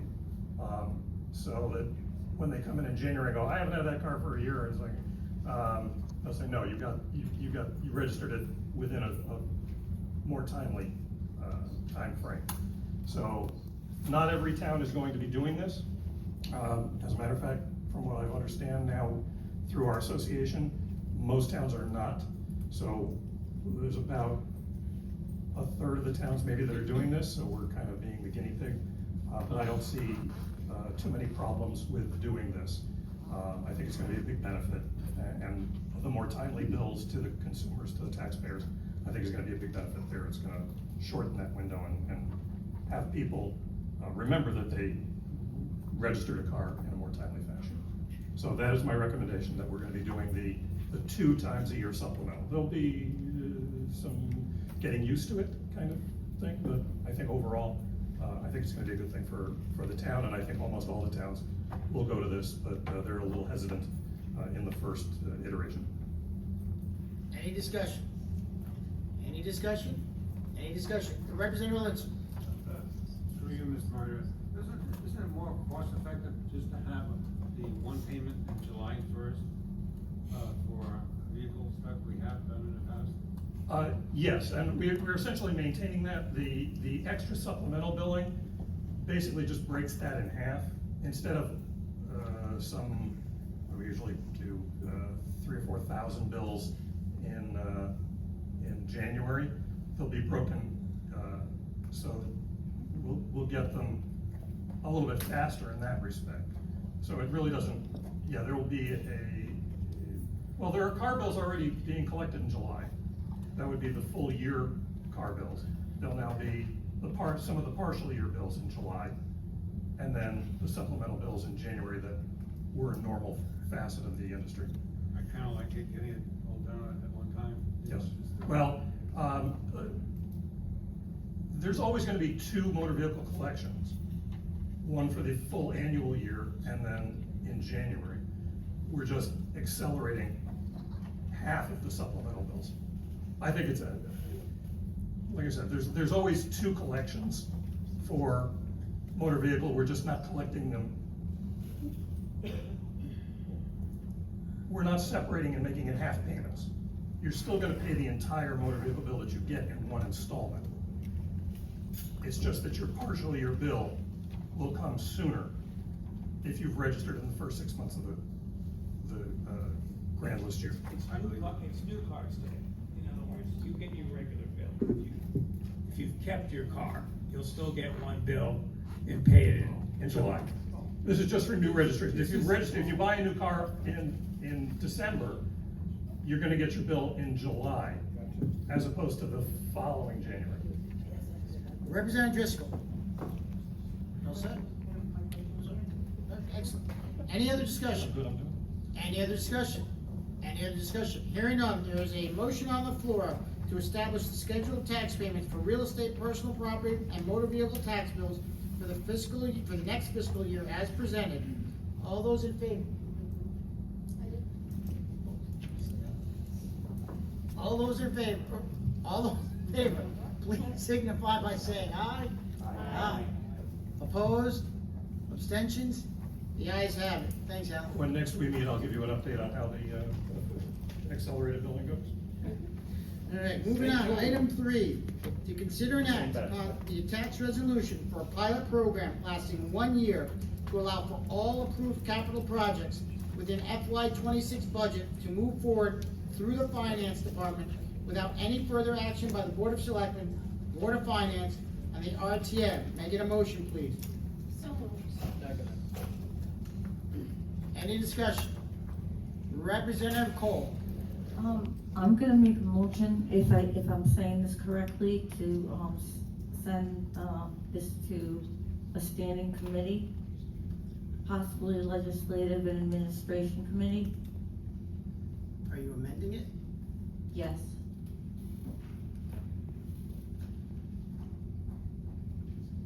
And there's a second by Representative Childs. Any discussion? Representative, Town Attorney Avina. Yeah, I just want to clarify for the RTM. So you have a motion on the floor. The amendment is to refer it to a standing committee. That's correct. Okay, so at that point, if the amendment passes, the resolution is then suspended and sent to standing committee of the choice of the moderator, overruled by the whole board if he designates the committee. If the amendment does not pass, then you're back on the full resolution. Thank you. Any discussion? Representative Jelinas. My mic work. I guess my question is, why can't Why can't we have it both ways? Why can't we pilot a program and refer this to maybe the finance wage personnel, because we're talking finance, board of finance, rather than LNA, which I know is swamped with a lot of things right now. So, but my bigger question is, why can't we consider running a pilot program while we're looking at the ordinance, so that we kind of tweak out the bugs and figure out what's going on as we move through? I do hear what Mr. Sheehan and Mr. Patterson are both saying. We have things that are already there that might need a little extra work and a little more time. But I would question why we can't do both. Representative Driscoll. Thank you, Mr. Moderator. Ron, to answer your question about, LNA, she suggested it. I'm not looking to see LNA, but yeah, we have a lot on our agenda, but most of it is left over from never being addressed, and we're gonna clear that out. And you can also go to LNA, because LNA is in charge of doing the ordinances, and that's the proposal of the thing. I would ask respectfully, could we first discuss the resolution? That just everything about the resolution before we offer an alternative, rather than cut ourselves off too quickly? Would you mind withdrawing your motion? And then making it again later after we've understood and answered some of the questions? Okay, I withdraw my motion. Thank you. Do you accept that, Representative Childs? Okay, folks, the motion has been removed from the table, and we're back to the main motion on the floor. Is there any, Representative Driscoll? Thank you, through you, Mr. Moderator. Okay, so my first question about this resolution is why? We got no backup with this. Attorney Avina knows how I love the word whereas, that just sends for red flags. But why? So why, it would be helpful to know why we feel the need to do this.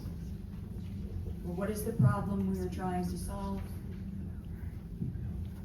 I asked Attorney Avina to draft the resolution because several RTM members came to me with questions on the current process of two-step appropriation.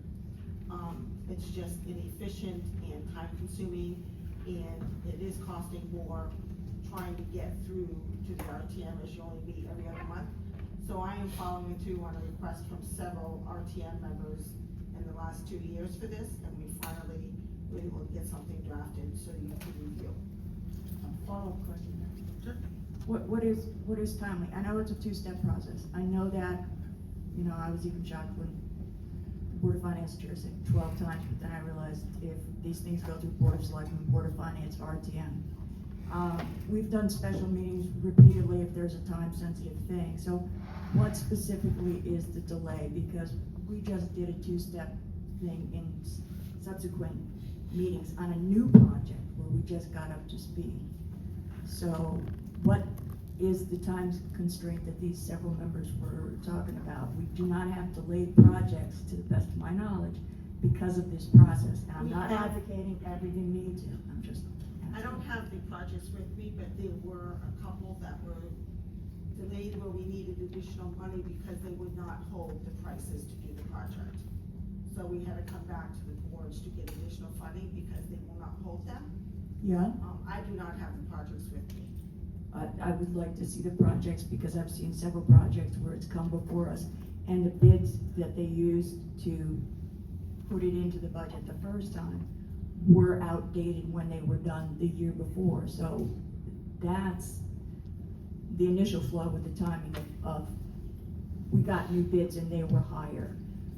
We are not. This is not gonna solve that. Procedure is we do not bid anything until funds are appropriated. But we are given quotes, usually with backup for a capital project that says we think it's going to cost this much. But we've gotten them with quotes that were from 2-3 years previous, so we already know they're lowball.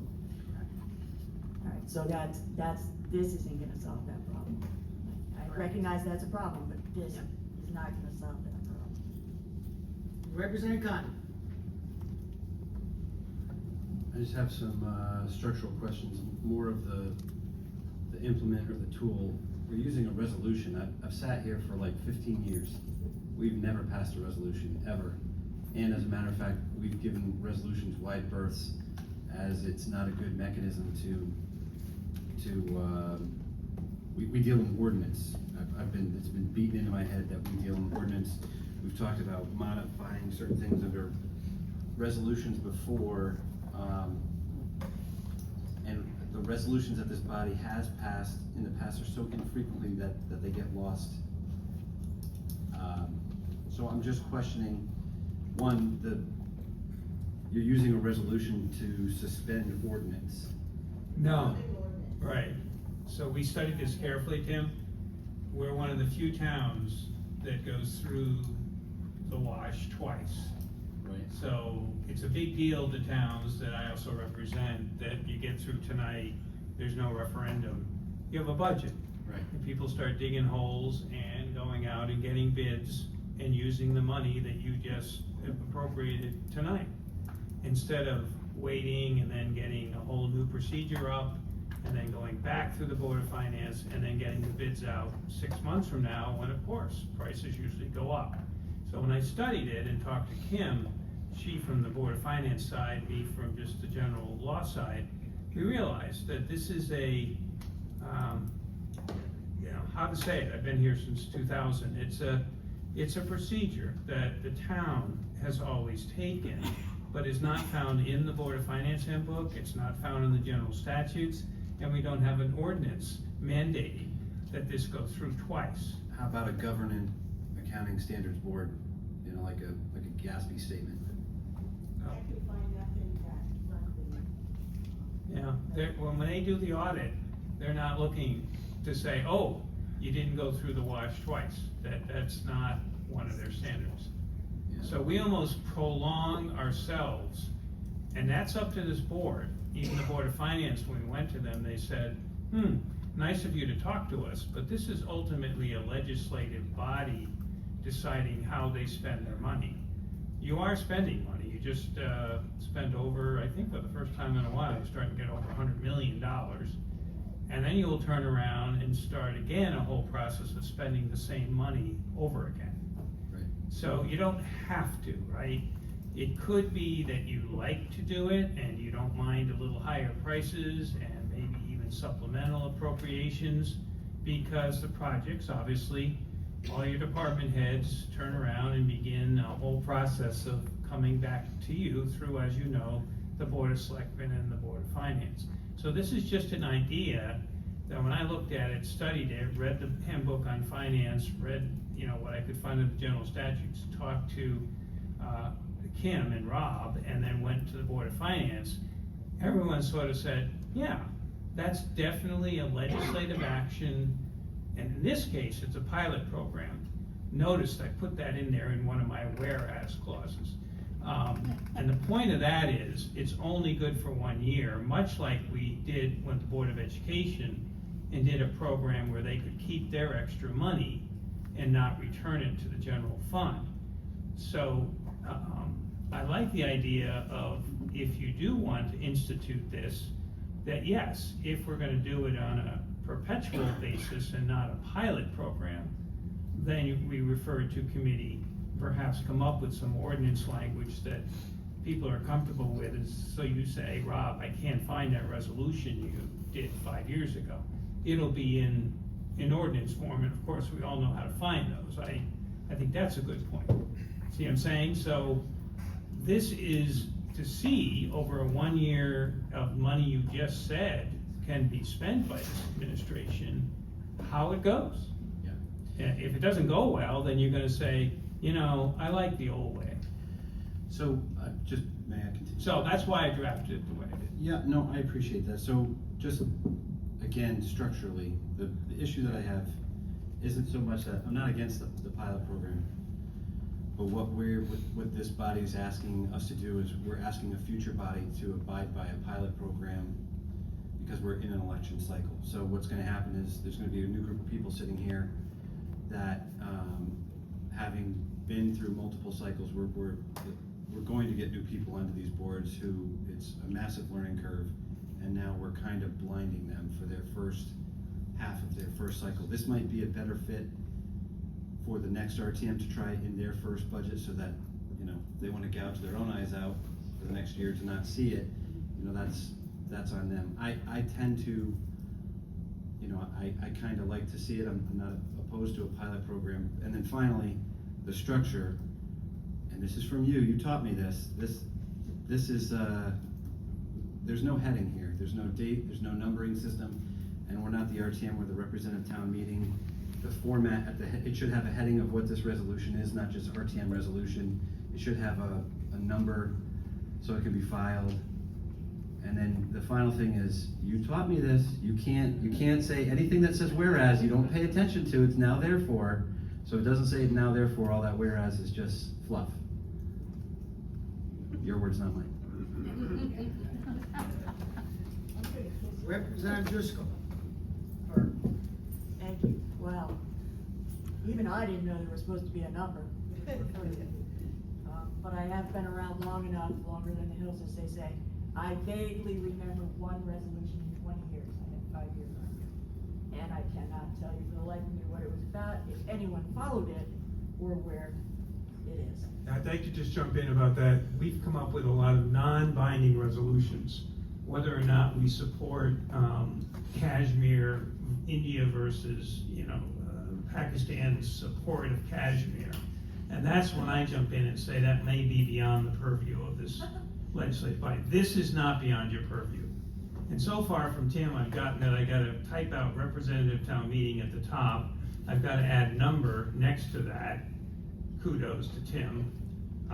I'm not taking out my whereas clauses because lawyers who make a lot more money than me and live in Hartford and stuff actually use them more than we do. I don't like them, but they do add to the point. Otherwise, I don't have a conclusion. But go ahead, Sue, fire away. No, that's okay. Whereas I expect to hear that from a town crier. Yeah. Lawyers, they're great. All right, so here's my thing. I would much prefer this because I agree, as the board finance chair mentioned and some others have. Yeah, there are places we could streamline the process a little. I mean, all those delayed projects that we've struggled with for the past year or something, the final page up, okay, it had nothing to do with the two-step approval process and the delay, so that's not gonna solve that. That's fine. But here's the thing. I think it's the rush to do this on the last night of budget hearings when we're really tired. For an immediate impact.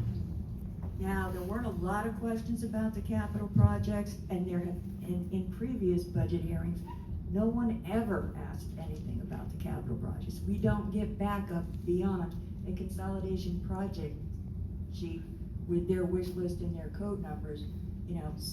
A couple of them threw in some backup this time. But for me, as a representative of the people, where I'm supposed to know what we're spending our money on, a carte blanche, it made one of the three budgets. We only vote on two of them, but then we have the GFB one. It made it, and that's all I know, but I don't really know when they plan to start it, when they're gonna get it done. I mean, you adjusted the number on one of them, and none of us know which parking lot is gonna be addressed first. I don't feel comfortable going right along and saying, yep, it's good to go. We don't know. We won't know what's happened unless something goes wrong with it, we need more money, and they come back to us for extra appropriations. So I'm a little uncomfortable with the total change from perhaps too many reviews to none at all. Basically because we are supposed to be able to explain to the public why we voted on their behalf for this project. The resolution itself, as resolutions go, whereas, I see no reason, I would much prefer to go straight to the ordinance. But I realize that we're outnumbered, because you got them phoned in. So I'm gonna go along with the majority leader's first suggestion, which would be, why can't we do both? So, if we can tweak this resolution and maybe have the world's longest motion ever, which will be something, and specify that we are referring this you know, the issue, ordinance review, to a standing committee, you pick it. Cause you know I'll haunt them anyway. But this resolution does not, it says a year, years and everything, and as Representative Gunn pointed out, which never occurred to me, many of us may not be here, and we rely so often on people remembering that we were supposed to do something on a certain date. I want the date and date specified in here, and I would really prefer for all our consciences, if we're trying to solve a problem, we should have listed the problems in advance, but I'm not gonna ask for that. But I would ask that the language be amended so that it specifies that it is effective only for this year, this fiscal year, and that on such and such date, whatever date that is, pick the body of the RTM to review the performance, the results, the data, and see if it did what we intended. I mean, you know, we can keep an eye on it as we go along, and so can the people working on the ordinance. But unless it's in writing and in the record, it's not gonna happen. So Sue, let me see if I can help you out there. Yeah, please help me out. So I can shorten this up a little bit. So we're gonna pilot the program, as it already says, for 1 year. At the end of 1 year, it is referred to a standing committee. Now, give me a date. A date, well. Representative Through you, so my question was, can we run the pilot program while actively working on language or what an ordinance might look like?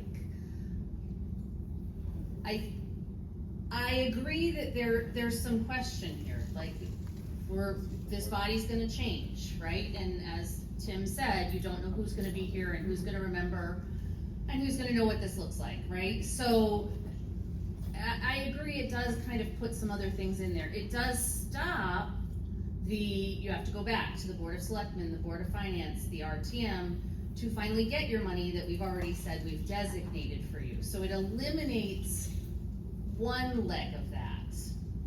I mean, is there something in the middle that doesn't take us from all of these to none of these?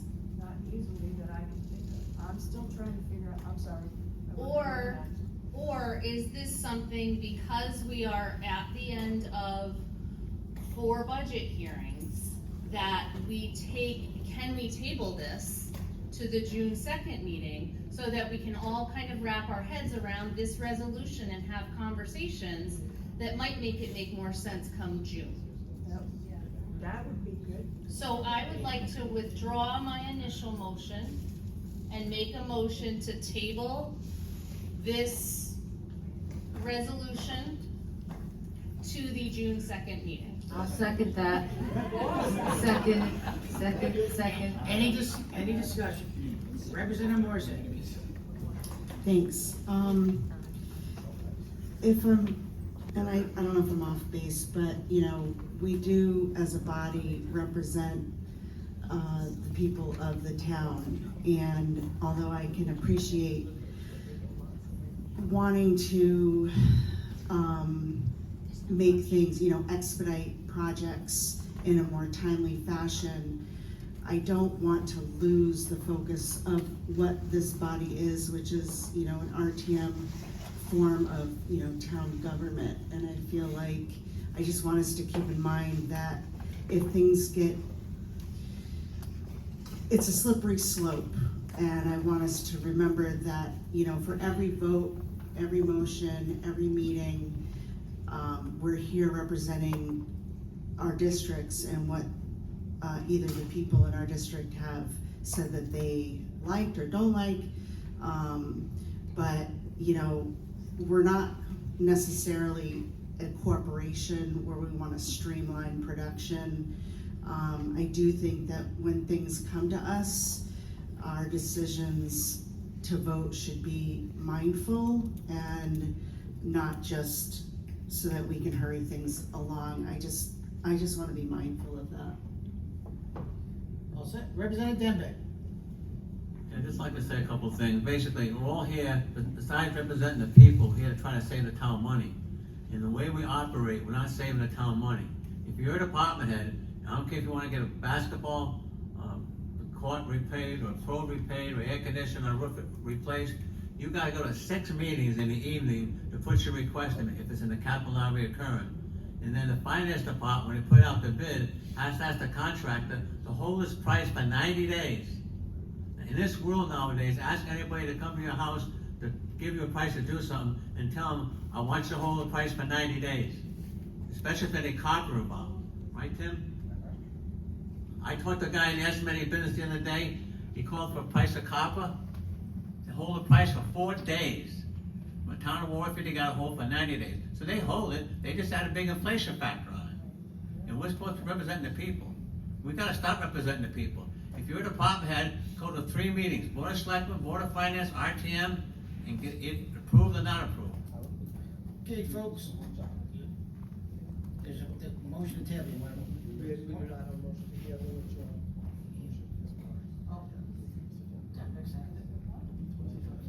no, they both yelled, but Dan Bex was first, and he hasn't withdrawn his Representative Driscoll. Only to the motion to postpone, folks, that's what's on the floor. Motion to table. Motion to table, so I'm gonna ask No, procedure. postpone, actually. Postpone, that's right, I know you don't To like. June 2nd. You do not like the table. After whereas. Yeah. I just wanna know procedurally, because there was a little bit of discussion as the, can we do both? Because there was, a recommendation to refer something to committee made by a citizen / another elected official, that could still be brought up under new business at the June meeting, right? It doesn't just die on the way. All right, folks, there's a motion to postpone. I just wanted to get. To June 2nd. So, there was the motion on the floor, it was then withdrawn, and then there was a motion to table. To postpone by Stuart Linus and second by who? There was a lot of seconds on that one. Good? I am good. All right, folks, there's a motion on the floor to postpone until the June RTM meeting, the resolution for a pilot program lasting 1 year to allow all approved capital projects within FY26 budget to move forward through Finance Department without any further action by the Board of Selectmen, Board of Finance, and the RTM. All those in favor? I said postpone the issue. All those in favor, please signify by saying aye. Aye. Opposed? Abstentions? The ayes have it. Moving on. Mr. Moderator, Yes. can we just do a clarification quick for everyone? New people, for the new members? Sure. Currently, the CIP budget that you voted on tonight is what I'm asking for CNR to become. So what you voted on for CIP, July 1, we're spending the money. We're not coming back to any boards. We don't do that for CNR, so I'm just asking, the resolution is to make them equal. Just for the new membership, you may not realize you're already approving capital money July 1, without us coming back. Just wanted to clarify that, so when you're reviewing and discussions, you understand that. All right, folks, moving on. Item 4, to consider an act pursuant to the Waterford Code of Ordinances, Chapter 2.112, Section 040, to authorize the Board of Selectmen and the town's purchasing agent to sell 207 Boston Post Road, also known as 1 Tiffany Avenue, at auction. May I get a motion? So moved. Any discussion? Representative Childs. So I'd love to see some backup or some kind of information as to why we need to have this, why we need to do this. Sure. Town Attorney Robert Vina. This property was foreclosed for taxes about 3 or 4 months ago now, which means that the tax bill was not paid, and we are quite accommodating in difficult situations, which this one was with this gentleman. And so there is actually a large arrearage of taxes due on the property. Much similar, if you recall, on Minor Avenue near Fog Plain, there's a tiny road called Hamilton Court or Hamel Court. And we did the very same thing about a year or two ago, where we had a very successful, which I'm proposing, that I work with the purchaser. We got together under this provision of the ordinance that the RTM shall approve the disposition of real property. That goes to the Board of Selectmen. They agreed to let us conduct an auction and we did a very successful auction where we recovered the back taxes, the legal fees, the interest, and everything that the town was out, while we forbeared, trying to work with folks to see if they can get back on their feet and recover. Sometimes that's not possible. So in this case, we have foreclosed, the defendant has surrendered the premises, and now becomes kind of a matter of time, because, as everyone knows, we can't really sit on abandoned property that's not occupied and quickly starts to go downhill. So that's why, and I apologize for the lateness of the hour, that's why we brought it up tonight, because we do want to move right along and see if we can get this back on the market, successfully. So that's what we did. Any other discussion? Any other discussion? Any other discussion? What, do you want me to go? No. I was saying, if you just scribbled across the ordinance, we foreclosed on this, we'd be done. All right, folks, there's a motion on the floor to consider an act pursuant to Waterford Code of Ordinance, chapter 2.112, section 040, to authorize Board of Selectmen and the town's purchasing agent to sell 207 Boston Post Road, also known as 1 Tiffany Avenue, at auction. All those in favor, please signify by saying aye. Aye. Opposed? Abstentions? The ayes have it. May I get a motion to adjourn, please? Dave, what do you want to do with these? Just leave it right there. Okay. Yeah, Representative Valencia. Do we have to, waive the 15-day waiting period for our resolution? I'd like to waive the 15-day. No, there's no need. He said, no need.